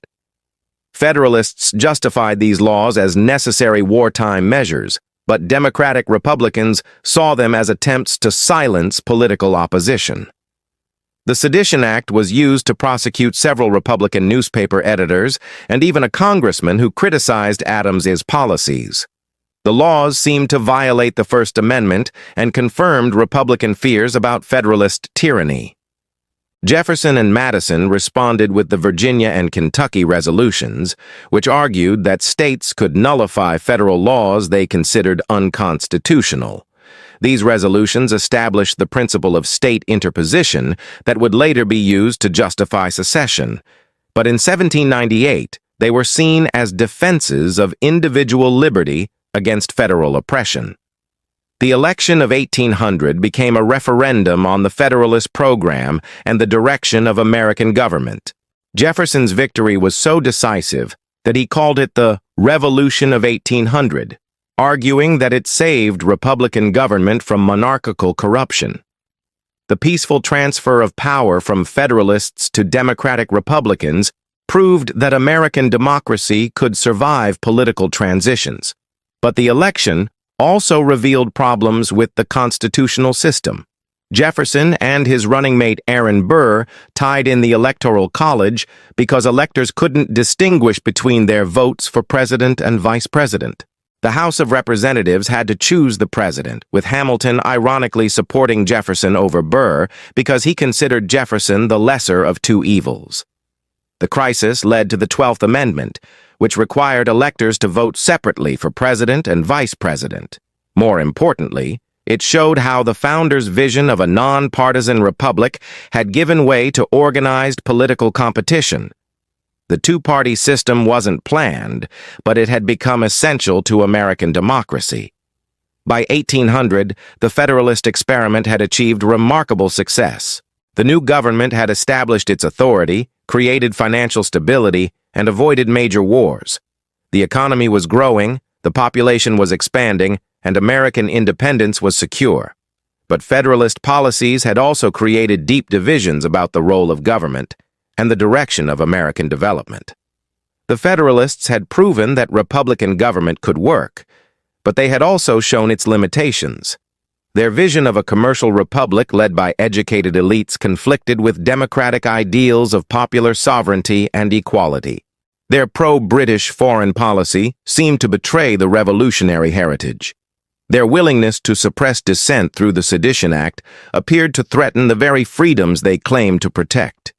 Jefferson's victory represented more than a change of administration. It was a change in the fundamental direction of American government. The question now was whether Jefferson's Democratic Republicans could govern more effectively than they had criticized, and whether their vision of an agricultural democracy could survive in a rapidly changing world.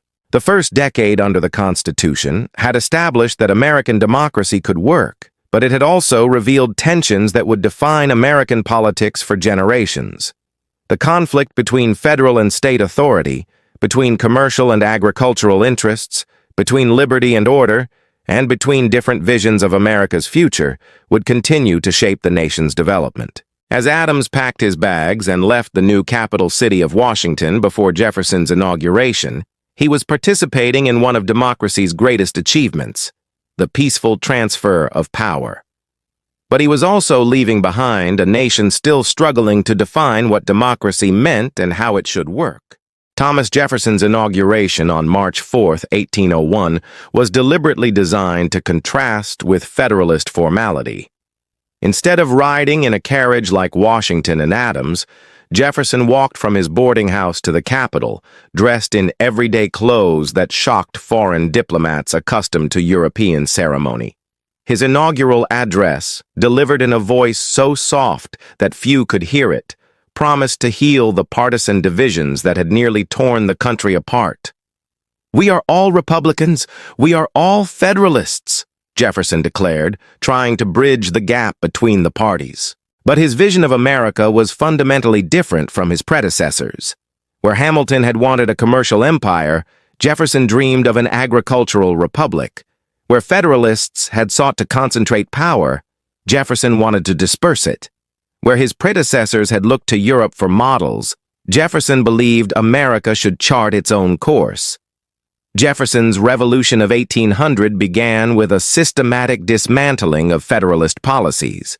He eliminated internal taxes, including the hated whiskey tax, arguing that the federal government should be funded primarily through tariffs on imported goods.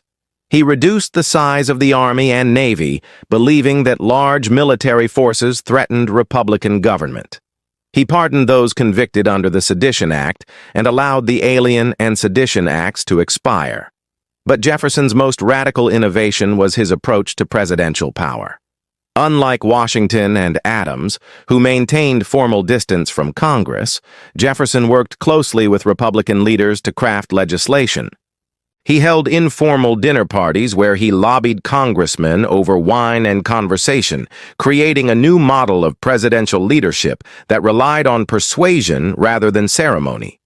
The Federalists' response was to challenge Republican policies in the courts, where they still held influence through John Adams' midnight judges, federal appointees confirmed in the final hours of Adams's presidency.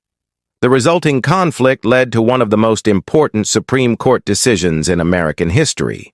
Marbury v. Madison, 1803, arose when William Marbury, one of Adams's midnight appointees, sued to force Secretary of State James Madison to deliver his commission as a justice of the peace. Chief Justice John Marshall, a Federalist appointed by Adams, faced an impossible choice. Ruling for Marbury would provoke a constitutional crisis with Jefferson, but ruling against him would appear to bow to Republican pressure. Marshall's solution was brilliant. He ruled that Marbury had a right to his commission, but that the Supreme Court had no power to force Madison to deliver it, because the law giving the court that power was unconstitutional. By denying his own court's jurisdiction, Marshall established the principle of judicial review, the court's power to declare laws unconstitutional. Judicial review wasn't explicitly mentioned in the Constitution, but Marshall argued it was necessary for the court to fulfill its role as interpreter of the law. The decision angered Jefferson, who feared that an unelected judiciary would thwart the will of the people, but it established the Supreme Court as a co-equal branch of government. Meanwhile, events in Europe were creating opportunities and challenges for American expansion. Napoleon Bonaparte's rise to power in France had restored French control over Louisiana, the vast territory stretching from the Mississippi River to the Rocky Mountains. When Spain transferred Louisiana back to France in 1800, Jefferson realized that American expansion was threatened by a powerful European neighbor. The crisis deepened in 1802 when Spanish officials closed the port of New Orleans to American trade. Western farmers who shipped their products down the Mississippi River faced economic ruin, and many called for war to reopen the port.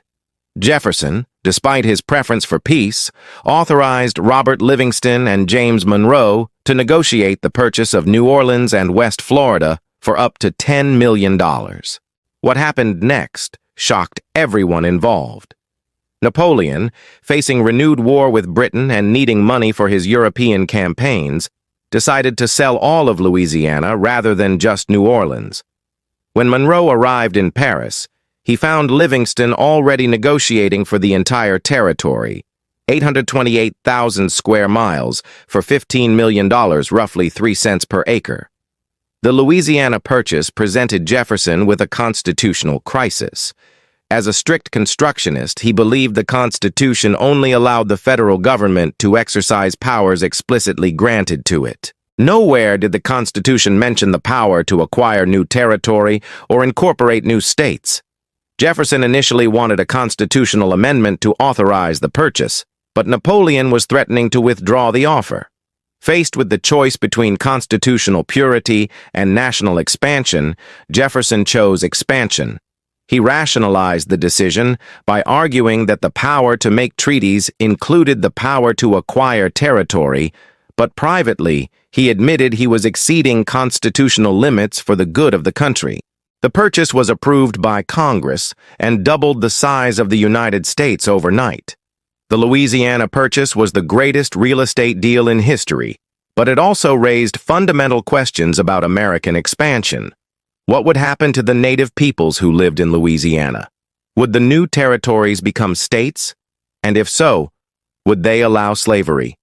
How could a republic govern such a vast territory without losing its democratic character? Jefferson's answer was to sponsor the Lewis and Clark Expedition, 1804-1806, which would explore the new territory and establish American claims to the Pacific Northwest. Meriwether Lewis and William Clark led a corps of discovery up the Missouri River, across the Rocky Mountains, and down the Columbia River to the Pacific Ocean. The expedition was both a scientific and diplomatic mission. Lewis and Clark collected specimens of unknown plants and animals, mapped previously unknown territory, and established contact with dozens of native tribes. Their journals provide our best record of the American West before large-scale European settlement transformed the landscape. But the expedition also revealed the challenges of expansion. The journey took 2 years and nearly ended in disaster several times. Without the assistance of native guides, particularly the Shoshone woman Sacagawea, Lewis and Clark might never have reached the Pacific. The expedition showed that the West was not empty land waiting for settlement, but home to sophisticated societies with their own claims and interests. While Lewis and Clark were exploring the West, Aaron Burr was plotting in the East. Burr's political career had been destroyed by his duel with Alexander Hamilton in 1804, which killed Hamilton and made Burr a pariah in polite society. Desperate to restore his fortunes, Burr hatched a scheme that may have involved separating Western territories from the United States. Burr's conspiracy, whatever its exact goals, revealed the fragility of American unity. Western settlers often felt neglected by the federal government and sometimes considered joining foreign powers or forming independent nations. Burr's arrest and trial for treason, presided over by Chief Justice Marshall, ended in acquittal, but showed how regional tensions could threaten national survival. The Burr conspiracy also highlighted the problem of governing a continental nation with 19th-century technology. Communication between Washington and the Western territories took weeks or months, making effective federal control almost impossible. Local officials often had to make crucial decisions without guidance from the capital. Meanwhile, the war between Britain and France was creating new problems for American trade. Both sides tried to prevent neutral nations from trading with their enemies, leading to attacks on American shipping and impressment of American sailors. British naval superiority made British violations more frequent and visible, but both sides violated American neutral rights. Jefferson's response was the Embargo Act of 1807, which prohibited all American exports to foreign countries. Jefferson believed that economic pressure would force Britain and France to respect American neutrality, but the embargo was a disaster for American merchants and farmers who depended on foreign trade. The embargo was particularly devastating for New England, where shipping and trade were the foundation of the economy. Merchants smuggled goods to Canada and the Caribbean, while Federalist politicians denounced Jefferson as a tyrant. Some New Englanders even talked of secession, reversing their earlier support for strong federal government. The embargo's failure led Jefferson to repeal it in his final days as president, but the underlying problems remained. Britain and France continued to attack American shipping, and many Americans concluded that war was inevitable. The stage was set for a conflict that would test whether the young republic could survive its first major war.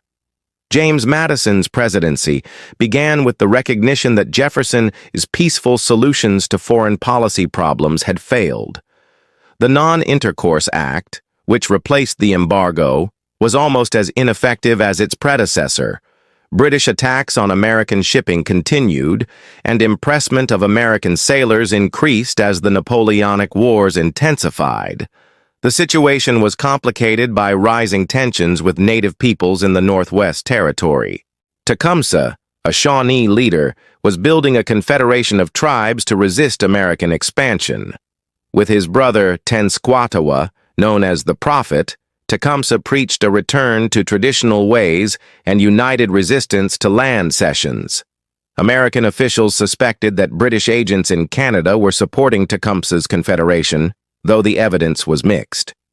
What was clear was that conflict between native peoples and American settlers was increasing, and many Americans blamed British influence for native resistance to expansion. By 1812, a group of young congressmen known as the War Hawks were calling for war against Britain. Led by Henry Clay of Kentucky and John C. Calhoun of South Carolina, they argued that war was necessary to defend American honor and secure American expansion. They also believed that conquering Canada would eliminate British support for native resistance.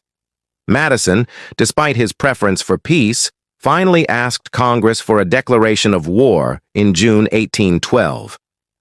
The vote was close, 79 to 49 in the House and 19 to 13 in the Senate, revealing deep divisions about the wisdom of fighting the world's greatest naval power.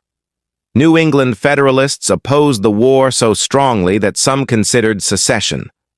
The War of 1812 would test whether American independence was real or merely theoretical. Could a young republic defeat the empire it had left only 30 years earlier? Could American democracy survive a major war without destroying the freedoms it was supposed to protect? The answers would reshape American identity and determine whether the United States would become a truly independent nation or remain a marginal power dependent on European goodwill. The War of 1812 and National Identity, 1812-1820. The War of 1812 began with American dreams of easy conquest and ended with the White House in ashes.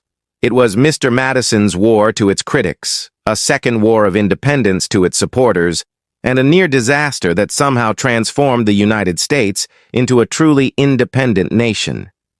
When it was over, America had gained no territory, won no decisive victories, and suffered humiliating defeats, yet emerged more united and confident than ever before. The American strategy seemed simple: invade Canada while the British were distracted by Napoleon and force Britain to respect American rights. Thomas Jefferson confidently predicted that conquering Canada would be a mere matter of marching. The reality was far different. American forces were poorly trained, badly equipped, and led by aging Revolutionary War veterans who proved incompetent commanders. The first invasion of Canada, led by General William Hull, was a fiasco. Hull's army crossed into Canada from Detroit in July 1812, but when British General Isaac Brock threatened to turn loose native allies on American prisoners, Hull panicked and surrendered Detroit without firing a shot. The entire American position in the Northwest collapsed, and Tecumseh's Confederation gained access to British weapons and support. The second invasion, across the Niagara River in October 1812, was equally disastrous. American forces won the Battle of Queenston Heights, but lost General Brock, the British commander. However, New York militia refused to cross into Canada to support the regulars, claiming their duty was only to defend American soil. The invasion collapsed, and American forces retreated in disorder. But the war's most embarrassing moment came with the third invasion attempt in November 1812. General Henry Dearborn led American forces toward Montreal from Lake Champlain, but when his militia also refused to cross the border, he had to march them back to winter quarters without accomplishing anything. Jefferson's mere matter of marching had become a series of humiliating retreats. The only bright spot in 1812 was at sea, where the U.S. Navy's small but professional force won surprising victories against the world's most powerful navy. The USS Constitution's defeat of HMS Guerriere earned the ship the nickname Old Ironsides and proved that American ships and sailors could match the British. These naval victories provided crucial morale boosts during a year of military disasters. But Britain's naval superiority soon made itself felt. A British blockade of American ports devastated American trade and government revenues. New England merchants, already opposed to the war, began smuggling goods to British forces in Canada. Some Federalist politicians even provided intelligence to the British, behavior that bordered on treason. The year 1813 brought mixed results. American forces finally achieved success on Lake Erie, where Commodore Oliver Hazard Perry's fleet defeated a British squadron in September. Perry's laconic message, "We have met the enemy, and they are ours," announced the first major American victory of the war and secured control of the Great Lakes. The Lake Erie victory enabled William Henry Harrison to invade Canada and defeat British and native forces at the Battle of the Thames in October 1813. Tecumseh was killed in the fighting, effectively ending native resistance in the Northwest. But American attempts to conquer Canada continued to fail, and the war settled into a bloody stalemate. The war's character changed dramatically in 1814, when Napoleon's defeat freed British forces for operations in America. Wellington's veterans, fresh from victory in Europe, were shipped across the Atlantic to teach the Americans a lesson they wouldn't forget. The Royal Navy, no longer needed to fight France, could now concentrate on blockading and punishing the United States. The British strategy was to attack on multiple fronts while maintaining the blockade. One force would invade from Canada down Lake Champlain toward New York City. Another would attack the Chesapeake Bay region and threaten Washington and Baltimore. A third would target New Orleans and gain control of the Mississippi River. The Chesapeake Campaign produced the war's most dramatic moments.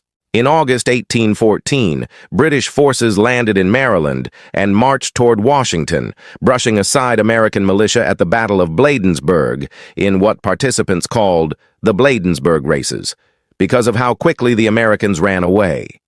The British entered Washington on August 24, 1814, becoming the only foreign army ever to capture the American capital.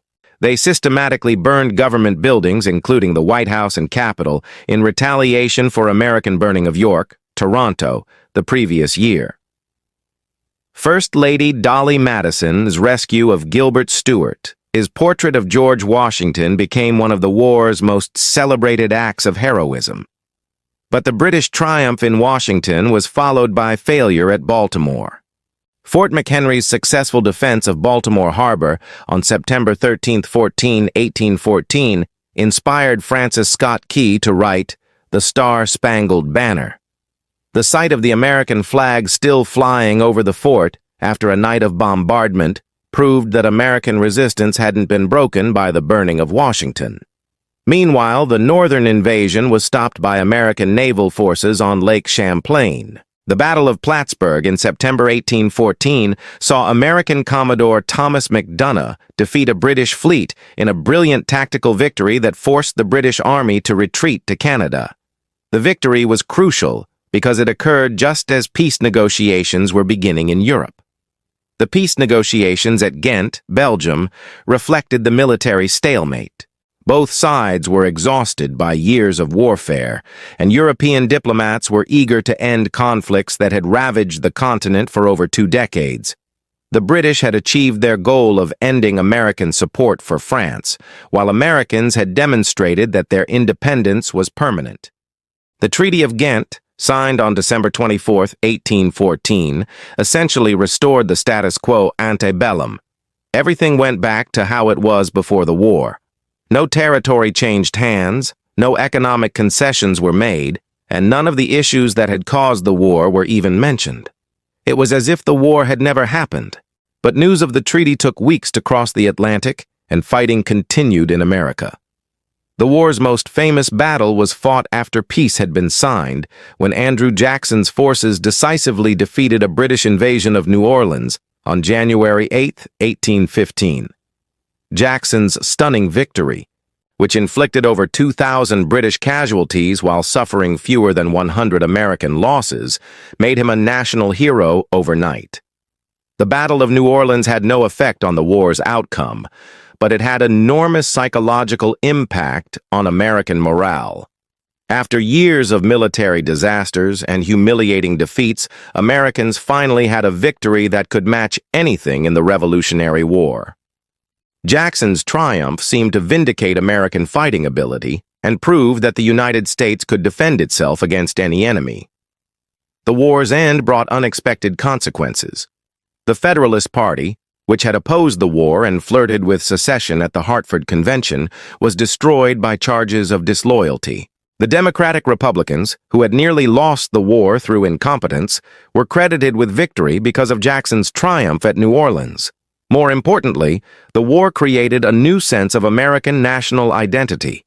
The shared experience of defending the country against foreign invasion, combined with pride in unexpected victories like Perry's fleet action, and Jackson's triumph at New Orleans, gave Americans confidence that their nation could survive any challenge. The war also accelerated economic changes that were already transforming American society. The British blockade had forced Americans to develop domestic manufacturing to replace imported goods. New England's textile industry, protected from British competition by the blockade, expanded rapidly during the war and would continue growing afterward. In the West, the war's end opened vast territories for American settlement. The defeat of Tecumseh, its Confederation, and the withdrawal of British support for native resistance removed the last major obstacle to westward expansion. The stage was set for the massive population movement that would carry Americans to the Pacific Ocean within a generation. The period after 1815 became known as the Era of Good Feelings, reflecting the collapse of organized political opposition and the apparent end of partisan conflict. James Monroe's presidency, 1817-1825, was marked by economic prosperity, territorial expansion, and a sense that American democratic institutions had proven their worth. But the good feelings were superficial. Beneath the surface, fundamental conflicts were emerging that would define American politics for decades. The Missouri Crisis of 1819 to 1820, which arose when Missouri applied for admission as a slave state, revealed that slavery remained the great unresolved issue of American democracy. The Missouri Compromise, engineered by Henry Clay, admitted Missouri as a slave state and Maine as a free state, maintaining the balance between slave and free states in the Senate. It also prohibited slavery in the remaining Louisiana Territory north of 36°30 latitude. The compromise resolved the immediate crisis, but highlighted the growing sectional tensions over slavery's expansion. Thomas Jefferson, now in retirement at Monticello, called the Missouri controversy a fire bell in the night that awakened him to the danger slavery posed to the Union. The aging founder who had written that all men are created equal, while owning hundreds of enslaved people, recognized that the contradiction at the heart of American democracy could no longer be ignored.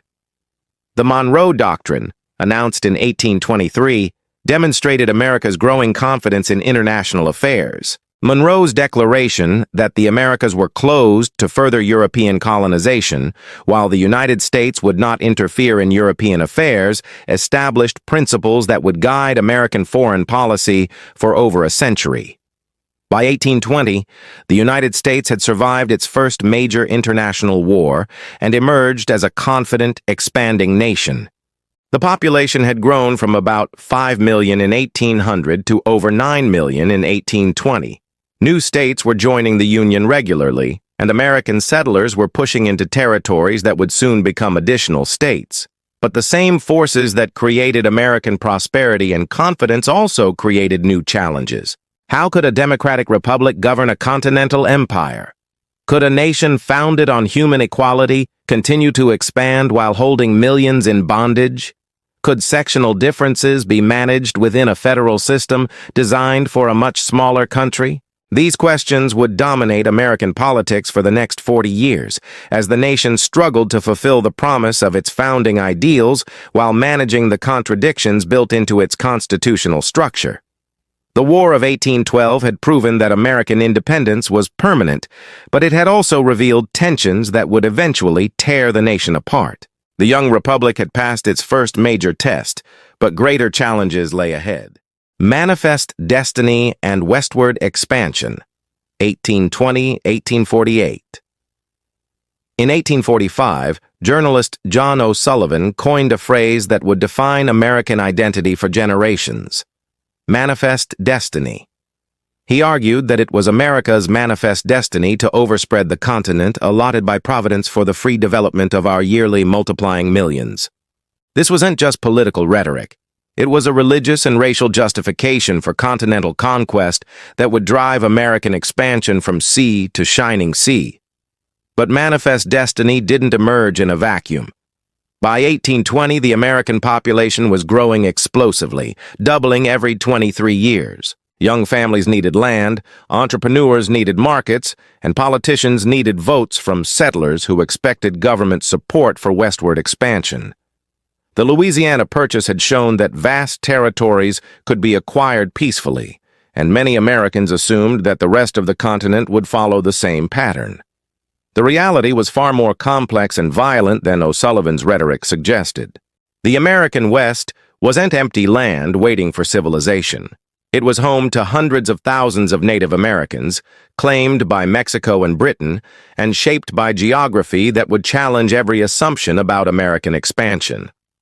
The first great test of westward expansion came with Indian removal in the 1830s. The discovery of gold in Georgia in 1829 intensified pressure to remove the Cherokee Nation, despite their remarkable adaptation to European American culture.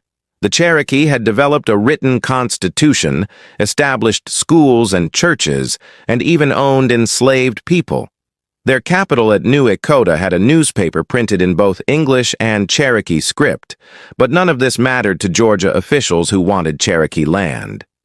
When the Cherokee sued to protect their sovereignty, Chief Justice John Marshall ruled in Worcester v. Georgia, 1832, that Georgia had no authority over Cherokee territory.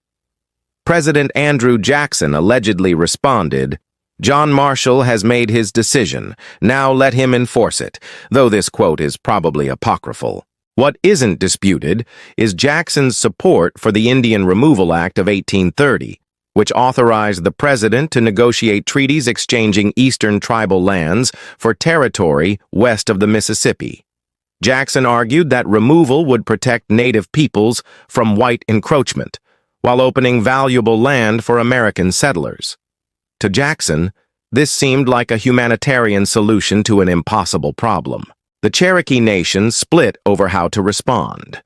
The majority, led by Principal Chief John Ross, refused to negotiate removal treaties and instead appealed to Congress and American public opinion. A small faction led by Major Ridge and his son, John Ridge, concluded that removal was inevitable and signed the Treaty of New Echota in 1835, ceding all Cherokee land in exchange for territory in present-day Oklahoma. The Cherokee government denounced the treaty as fraudulent, signed by unauthorized individuals who represented no one but themselves. Over 15,000 Cherokee signed petitions protesting the treaty, but the U.S. Senate ratified it by a single vote. When the Cherokee refused to leave voluntarily, federal troops were sent to enforce the treaty. The result was the Trail of Tears, one of the darkest chapters in American history. In 1838-1839, approximately 16,000 Cherokee were forced from their homes at gunpoint and marched over 1,000 miles to Oklahoma. Families were separated, possessions were abandoned, and inadequate supplies led to widespread disease and starvation. About 4,000 Cherokee died during the removal, including John Ross's wife, Quady. The Cherokee weren't alone. The Creek, Choctaw, Chickasaw, and Seminole nations also faced removal, though their experiences varied.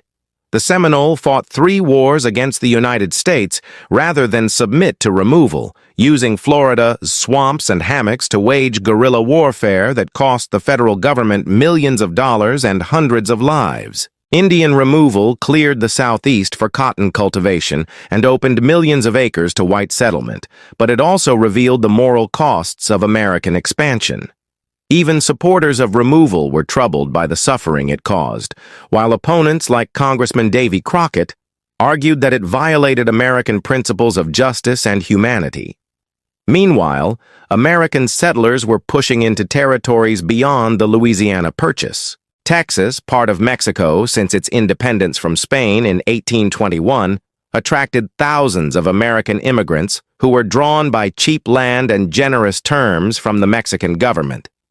By 1835, about 30,000 Americans lived in Texas, outnumbering Mexican settlers by more than 6 to 1. The Texas Revolution began in 1835 when Mexican President Antonio López de Santa Anna centralized government authority and restricted the autonomy that had attracted American settlers. Texans, both Anglo and Tejano, rebelled against what they saw as tyrannical policies that violated their rights under the Mexican Constitution of 1824. The rebellion's most famous moment came at the Alamo in San Antonio, where about 200 Texan defenders held a fortified mission against Santa Anna's army of several thousand. The siege lasted 13 days, ending on March 6, 1836, when Mexican forces overwhelmed the defenders and killed virtually everyone inside, including Davy Crockett and Jim Bowie. "Remember the Alamo!" became the battle cry of Texas independence. But the real turning point came at San Jacinto on April 21, 1836. Sam Houston's army surprised Santa Anna's forces during an afternoon siesta, winning a decisive victory in just 18 minutes. Santa Anna himself was captured and forced to sign treaties recognizing Texas independence. The Republic of Texas faced immediate challenges. Mexico never recognized its independence and threatened to reconquer the territory. The new nation was broke, surrounded by hostile native tribes, and desperately needed international recognition and support. Most Texans wanted annexation by the United States, but this created problems for American politicians. Northern opponents of slavery expansion saw Texas annexation as a plot to add more slave states to the Union. The territory was huge, larger than France, and could potentially be divided into several states, all allowing slavery. Annexation might also provoke war with Mexico, which still claimed Texas as a rebellious province.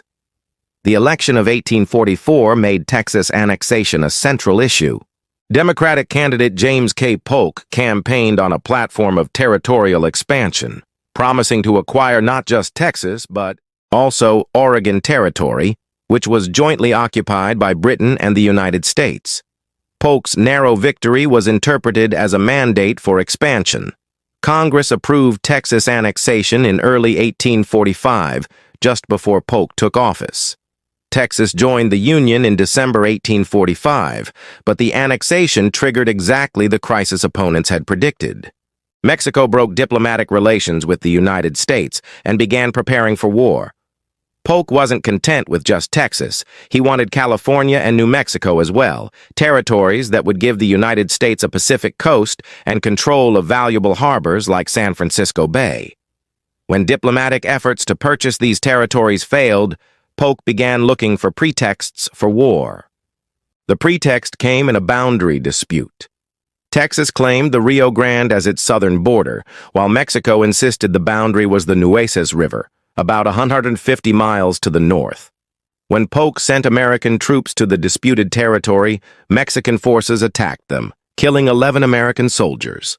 American blood has been shed on American soil, Polk declared, asking Congress for a declaration of war. Critics like Abraham Lincoln questioned whether the attack had really occurred on American soil, but Congress voted for war anyway. The Mexican-American War began in May 1846 with overwhelming public support, at least outside New England. The war was a military triumph for the United States. American forces won every major battle, capturing Mexico City itself in September 1847. General Winfield Scott's march from Veracruz to Mexico City was a masterpiece of military strategy that made Scott a national hero. Zachary Taylor's victories in northern Mexico made him a presidential candidate, but the war also revealed growing sectional tensions over slavery. The Wilmot Proviso, introduced by Pennsylvania Congressman David Wilmot, would have prohibited slavery in any territory acquired from Mexico. The proviso passed the House repeatedly but died in the Senate, exposing the deepening divide between North and South. California's gold rush, which began in 1848 just as the Mexican-American War ended, accelerated westward migration and complicated territorial questions.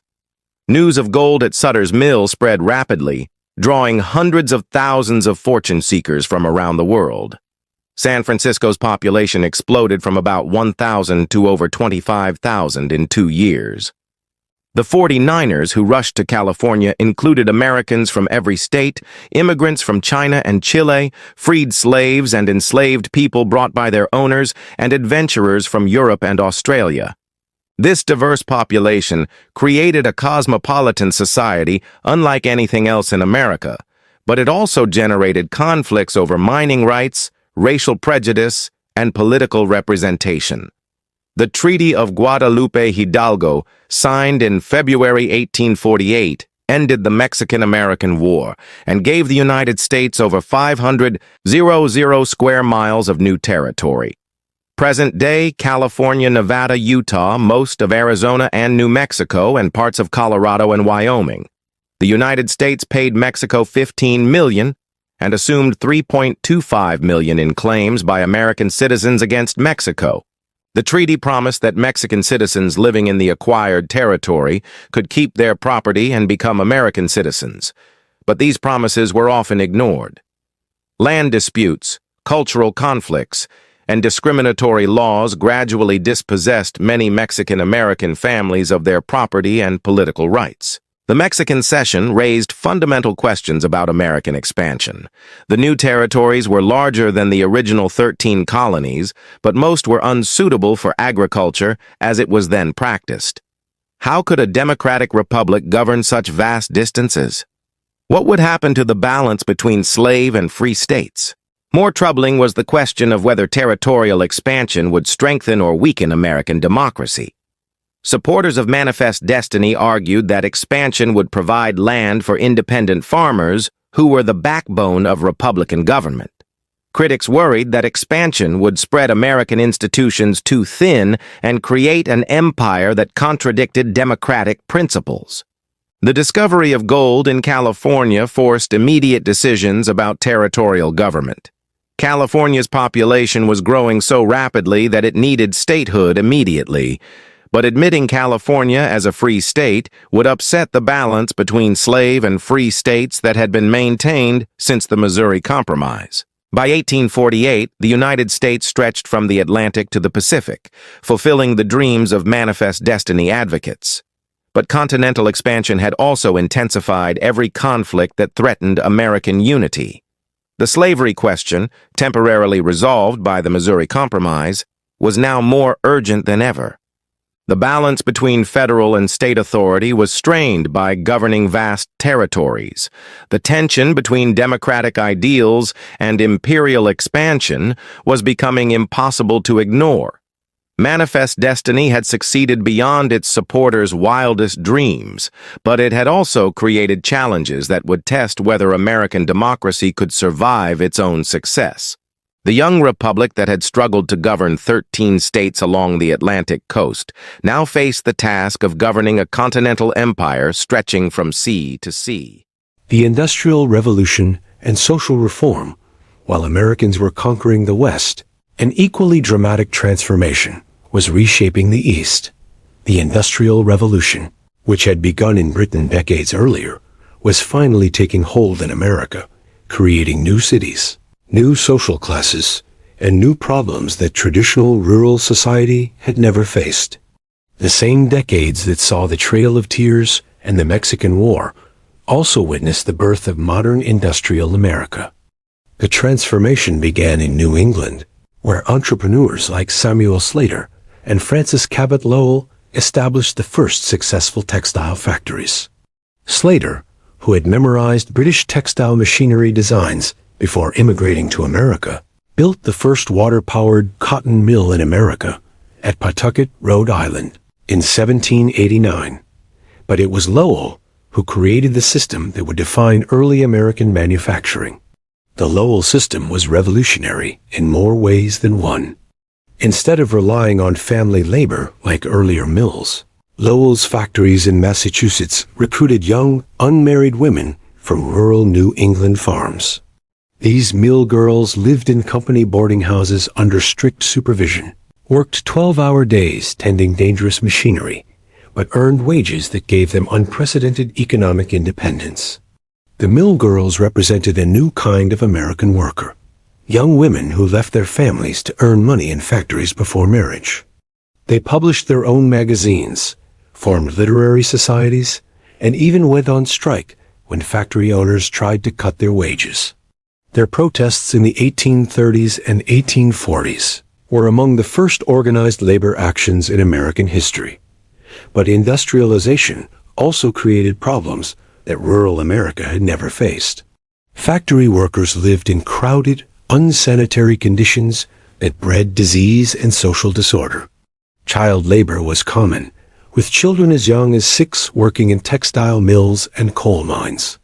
Industrial accidents maimed and killed workers who had no legal protection or compensation. The growth of cities intensified these problems. New York's population exploded from 60,000 in 1800 to over 500,000 by 1850, making it one of the world's largest cities.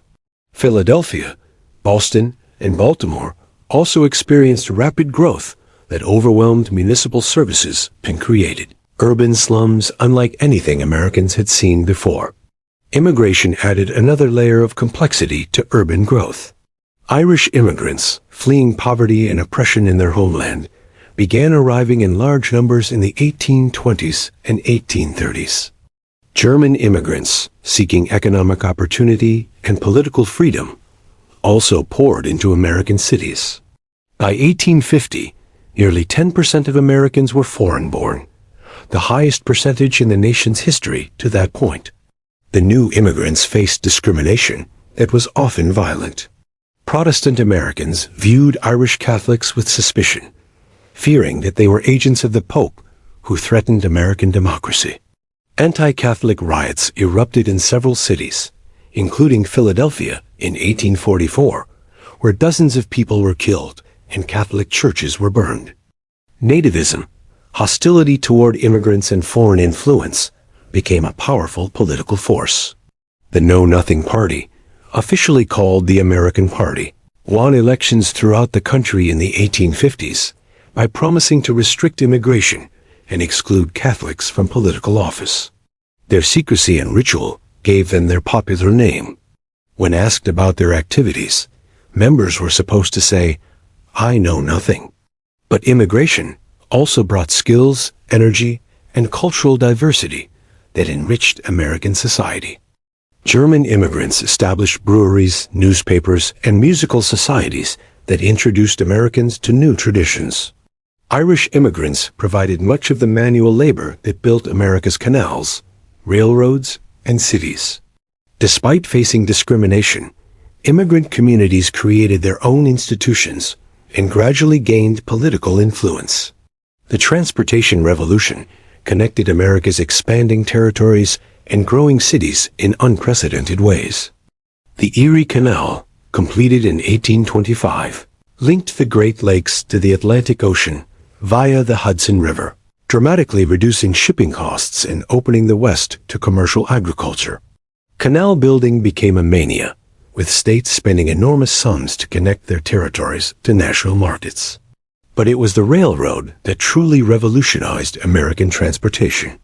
The Baltimore and Ohio Railroad, chartered in 1827, was the first American railroad designed to carry both passengers and freight over long distances.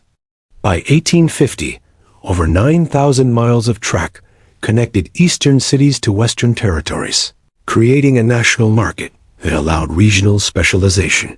The railroad transformed American concepts of time and space. Previously, travel between cities took days or weeks. Now it took hours. The need to coordinate train schedules led to the adoption of standard time zones. The railroad's hunger for iron, coal, and lumber stimulated heavy industry and natural resource extraction. But the railroad also created new forms of economic power. Railroad companies became some of America's first large corporations, with thousands of employees and millions of dollars in capital. Their ability to determine shipping rates could make or break entire communities, leading to calls for government regulation that wouldn't be answered until after the Civil War. Industrial transformation sparked a remarkable flowering of social reform movements that challenged traditional American institutions and values. The Second Great Awakening, a religious revival that swept through America in the early 19th century, created a new emphasis on personal salvation and social action that motivated many reformers. The temperance movement was one of the largest and most successful reform campaigns. Reformers like Lyman Beecher and later Francis Willard argued that alcohol consumption was destroying American families and corrupting democratic institutions. The American Temperance Society, founded in 1826, claimed over 1 million members by 1835 and succeeded in dramatically reducing alcohol consumption.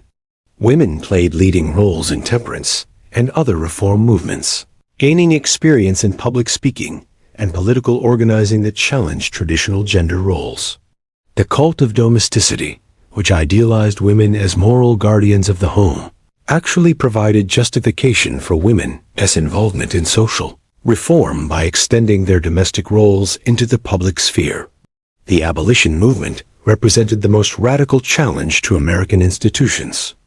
William Lloyd Garrison's newspaper, The Liberator, first published in 1831, demanded immediate emancipation of all enslaved people and rejected gradual approaches to ending slavery. Garrison's moral absolutism alienated moderate opponents of slavery, but energized a new generation of abolitionists.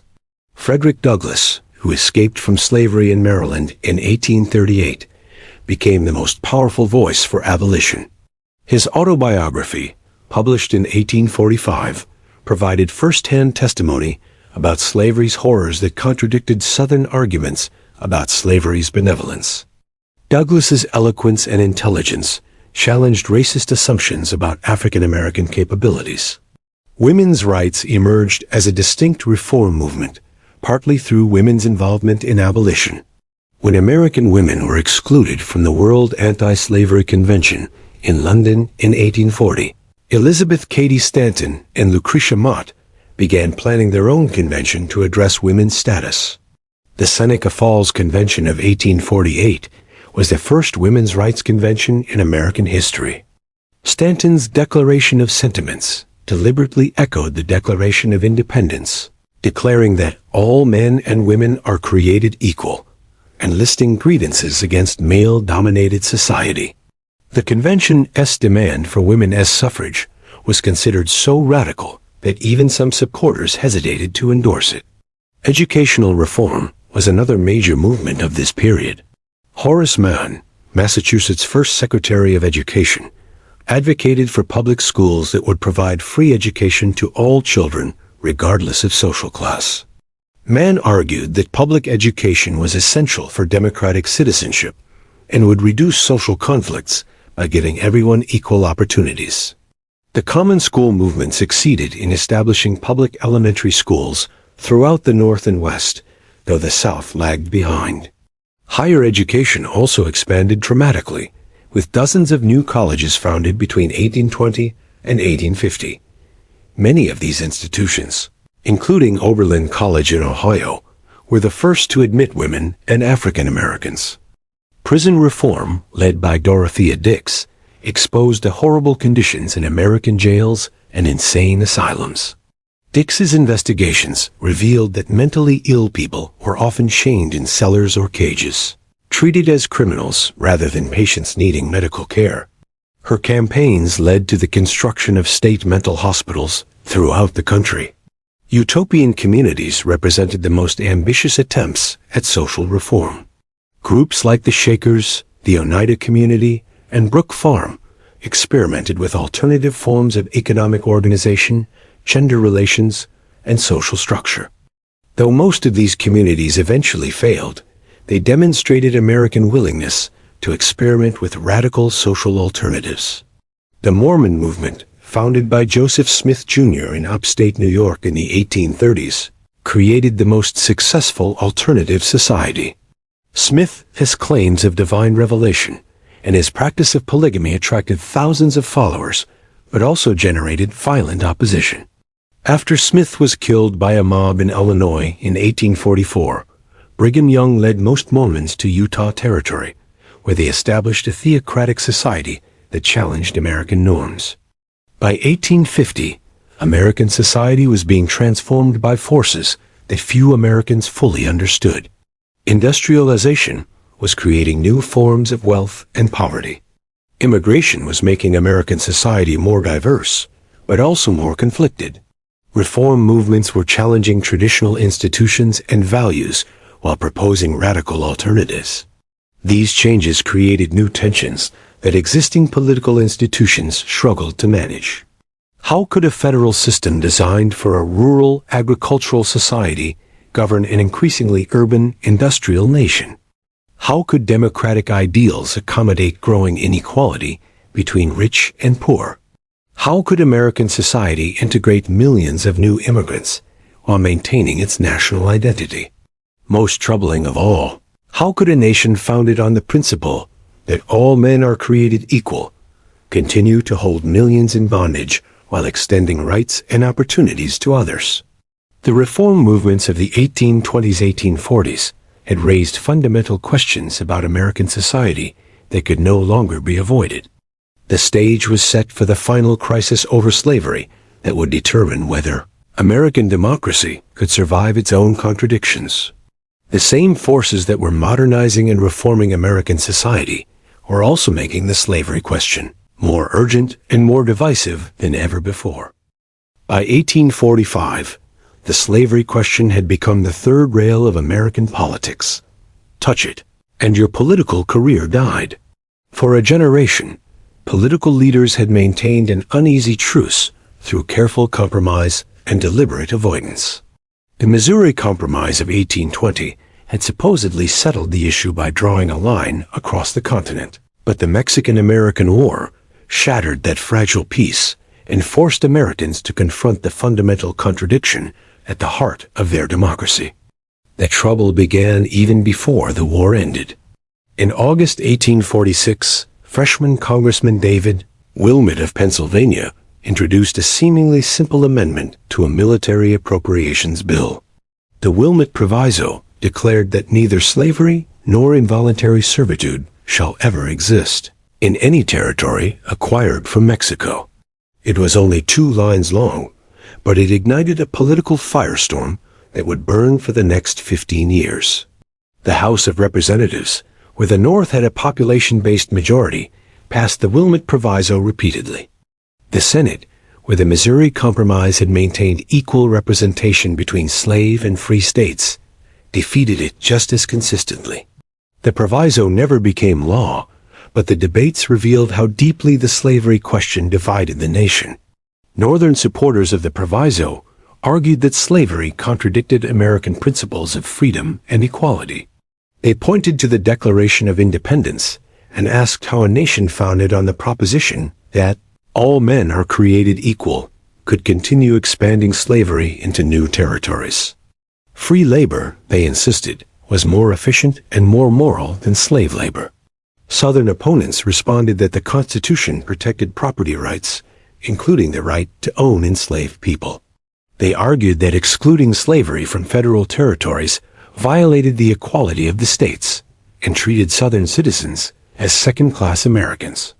If slavery could be prohibited in territories, they warned, it could eventually be prohibited everywhere. But the deepest disagreements weren't about constitutional interpretation. They were about the nature of slavery itself. Northerners increasingly viewed slavery as a moral evil that degraded both enslaved people and the white society that depended on it. Southerners defended slavery as a positive good that civilized Africans and created a stable, hierarchical society superior to the wage slavery of northern factories. These competing visions of slavery reflected broader differences about American society and values. The North was rapidly industrializing, urbanizing, and diversifying through immigration. Northern society valued social nobility, individual achievement, and economic progress. The South remained predominantly agricultural, rural, and committed to traditional social hierarchies. The California gold rush intensified these tensions by creating an immediate need for territorial government. California's population exploded from about 15,000 in 1848 to over 100,000 by 1850, as fortune seekers flooded the territory. The mining camps were lawless places where disputes were settled by vigilante justice and lynch law. Californians organized a constitutional convention in 1849 and applied for admission as a free state, but their application created a crisis. Admitting California would give free states a majority in the Senate, breaking the careful balance maintained since the Missouri Compromise.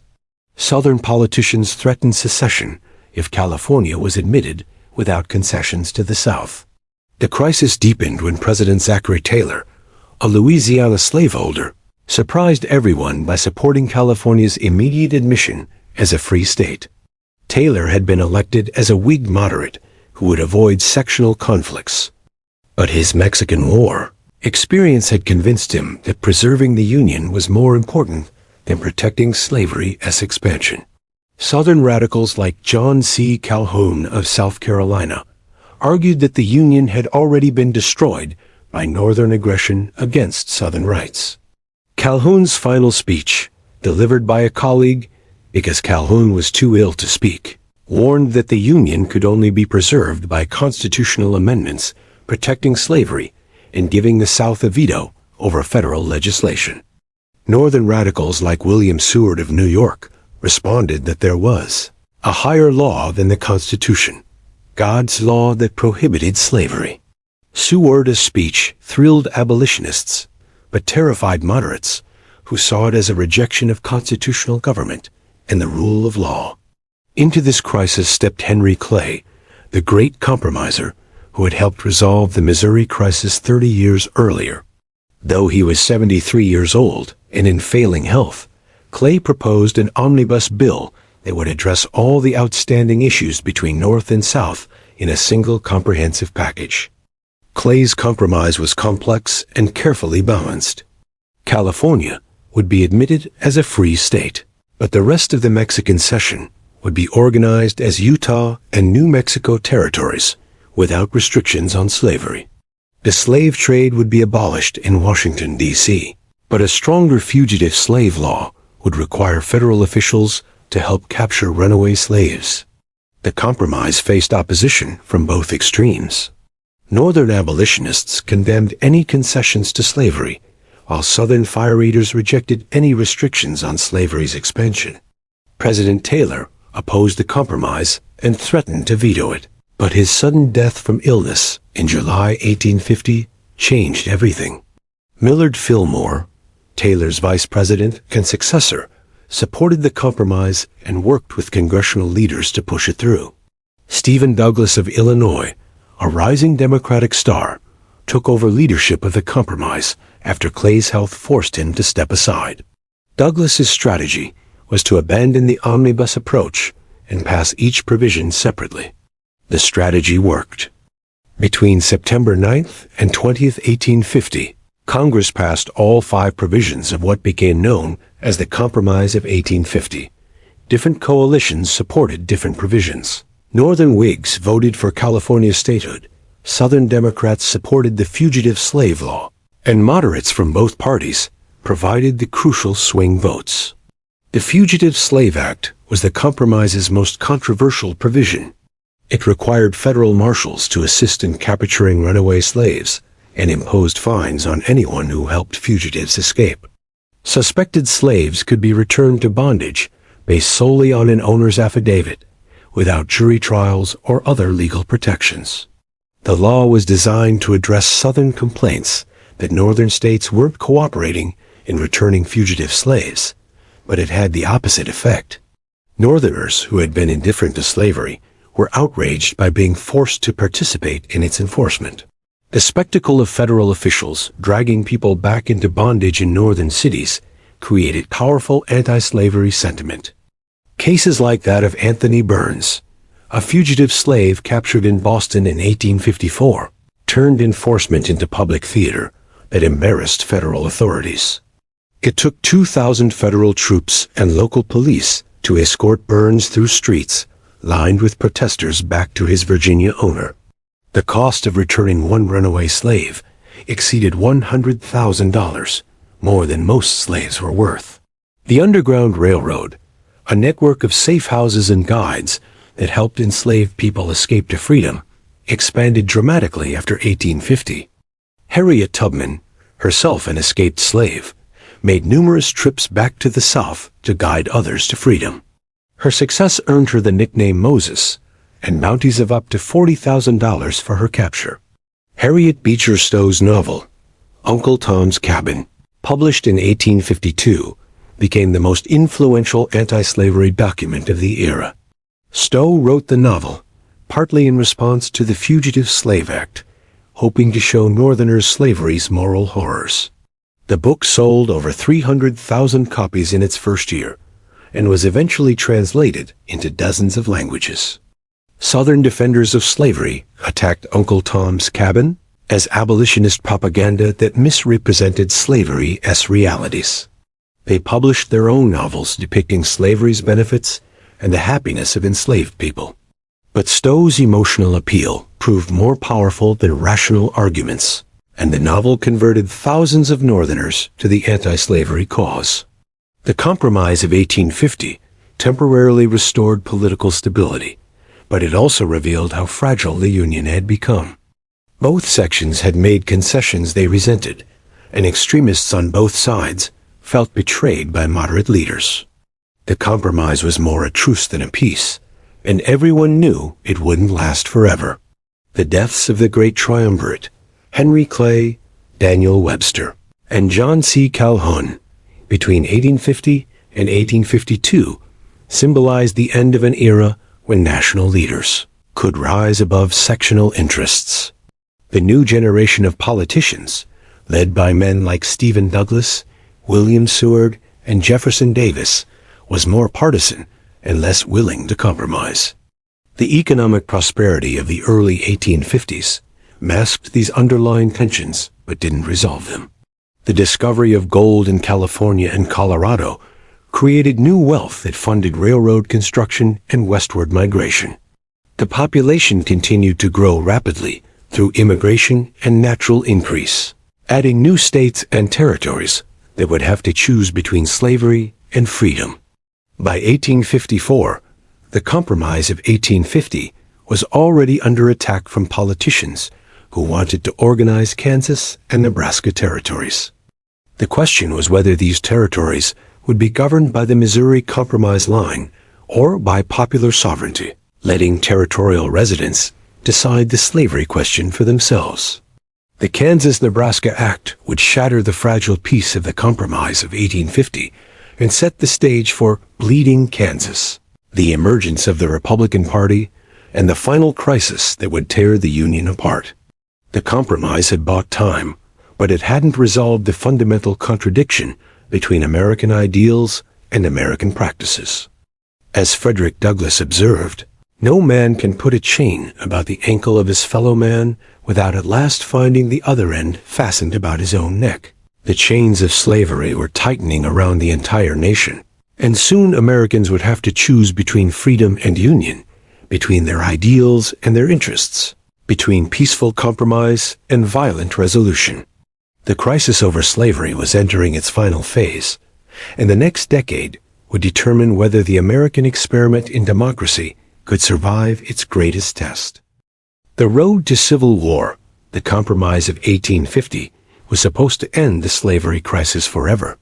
Stephen Douglas, the Illinois senator who shepherded it through Congress, declared that the slavery question was a vexed question, forever banished from the halls of Congress. He couldn't have been more wrong. Within 4 years, Douglas himself would destroy the Compromise and set the nation on an irreversible path toward civil war. The crisis began with something as mundane as railroad construction. Douglas wanted to build a transcontinental railroad through the Central Road, connecting Chicago to the Pacific coast. At first, the territory between Missouri and California had to be organized for government, and that meant dealing with slavery. The Kansas-Nebraska Act of 1854 was Douglas's solution. Instead of following the Missouri Compromise line, which would have prohibited slavery in Kansas and Nebraska, Douglas proposed popular sovereignty, letting territorial residents decide the slavery question for themselves.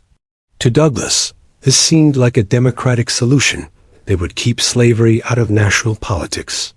But Douglas had made a fatal miscalculation. The Kansas-Nebraska Act explicitly repealed the Missouri Compromise, the sacred agreement that had maintained sectional peace for 34 years. Northerners felt betrayed by this abandonment of a solemn compact, while Southerners saw an opportunity to expand slavery into territories they had previously been prohibited from entering. The reaction was immediate and explosive. Northern newspapers denounced Douglas as a traitor who had sold out to the slave power. Mass meetings throughout the North condemned the act, and previously moderate politicians joined the anti-slavery cause. Douglas later said he could travel from Washington to Chicago by the light of his burning effigies.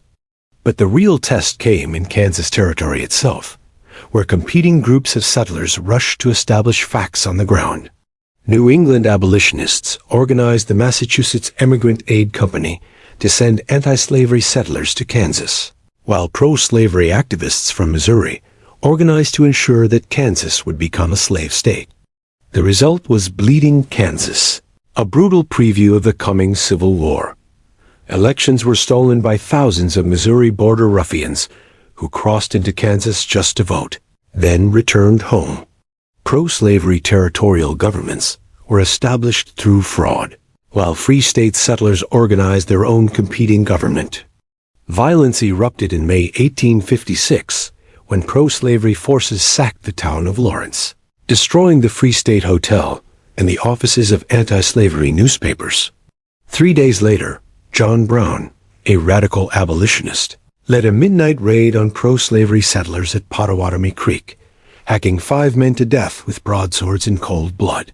Brown's massacre horrified even anti-slavery settlers, but it also demonstrated that some opponents of slavery were willing to use violence to achieve their goals. The guerrilla warfare that followed brought national attention to Kansas and convinced many Americans that peaceful compromise was no longer possible. The violence in Kansas spilled over into Congress itself. Brooks was avenging Sumner's speech, The Crime Against Kansas, which had included personal attacks on Brooks's relative, Senator Andrew Butler. A caning of Sumner became a powerful symbol of sectional hatred. Northerners saw it as proof that the slave power would use violence to silence opposition, while Southerners praised Brooks as a hero who had defended Southern honor. Brooks resigned from Congress, but was immediately re-elected, while Sumner's empty chair became a shrine to anti-slavery martyrdom. The Kansas-Nebraska Act also destroyed the existing party system and created new political alignments. The Whig Party, already weakened by sectional divisions, collapsed entirely. Northern Whigs joined with anti-slavery Democrats and Free Soilers to create the Republican Party, dedicated to preventing slavery's expansion into federal territories. The Republicans weren't abolitionists. Most party members were willing to tolerate slavery where it already existed, but they were determined to prevent slavery's expansion, arguing that the founders had intended slavery to gradually disappear. Their slogan, "Free soil, free labor, free men," appealed to white workers who feared competition from slave labor. The American Party, better known as the Know-Nothings, emerged as another alternative to the old parties, focusing on anti-immigrant and anti-Catholic sentiment rather than slavery.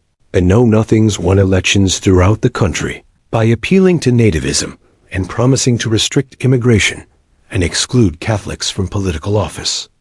But the slavery question proved more powerful than nativism. In the 1856 presidential election, Democrat James Buchanan defeated Republican John C. Fremont and Know-Nothing Millard Fillmore by promising to maintain sectional peace. But Fremont's strong showing in the North, where he carried 11 states, showed that a purely sectional party could compete for national power. Buchanan's presidency was a disaster from the beginning. 2 days after his inauguration, the Supreme Court announced its decision in Dred Scott v. Sanford, the most controversial ruling in the court's history. Dred Scott was an enslaved man who had sued for freedom based on his residence in free territory. But Chief Justice Roger Taney's decision went far beyond Scott's individual case.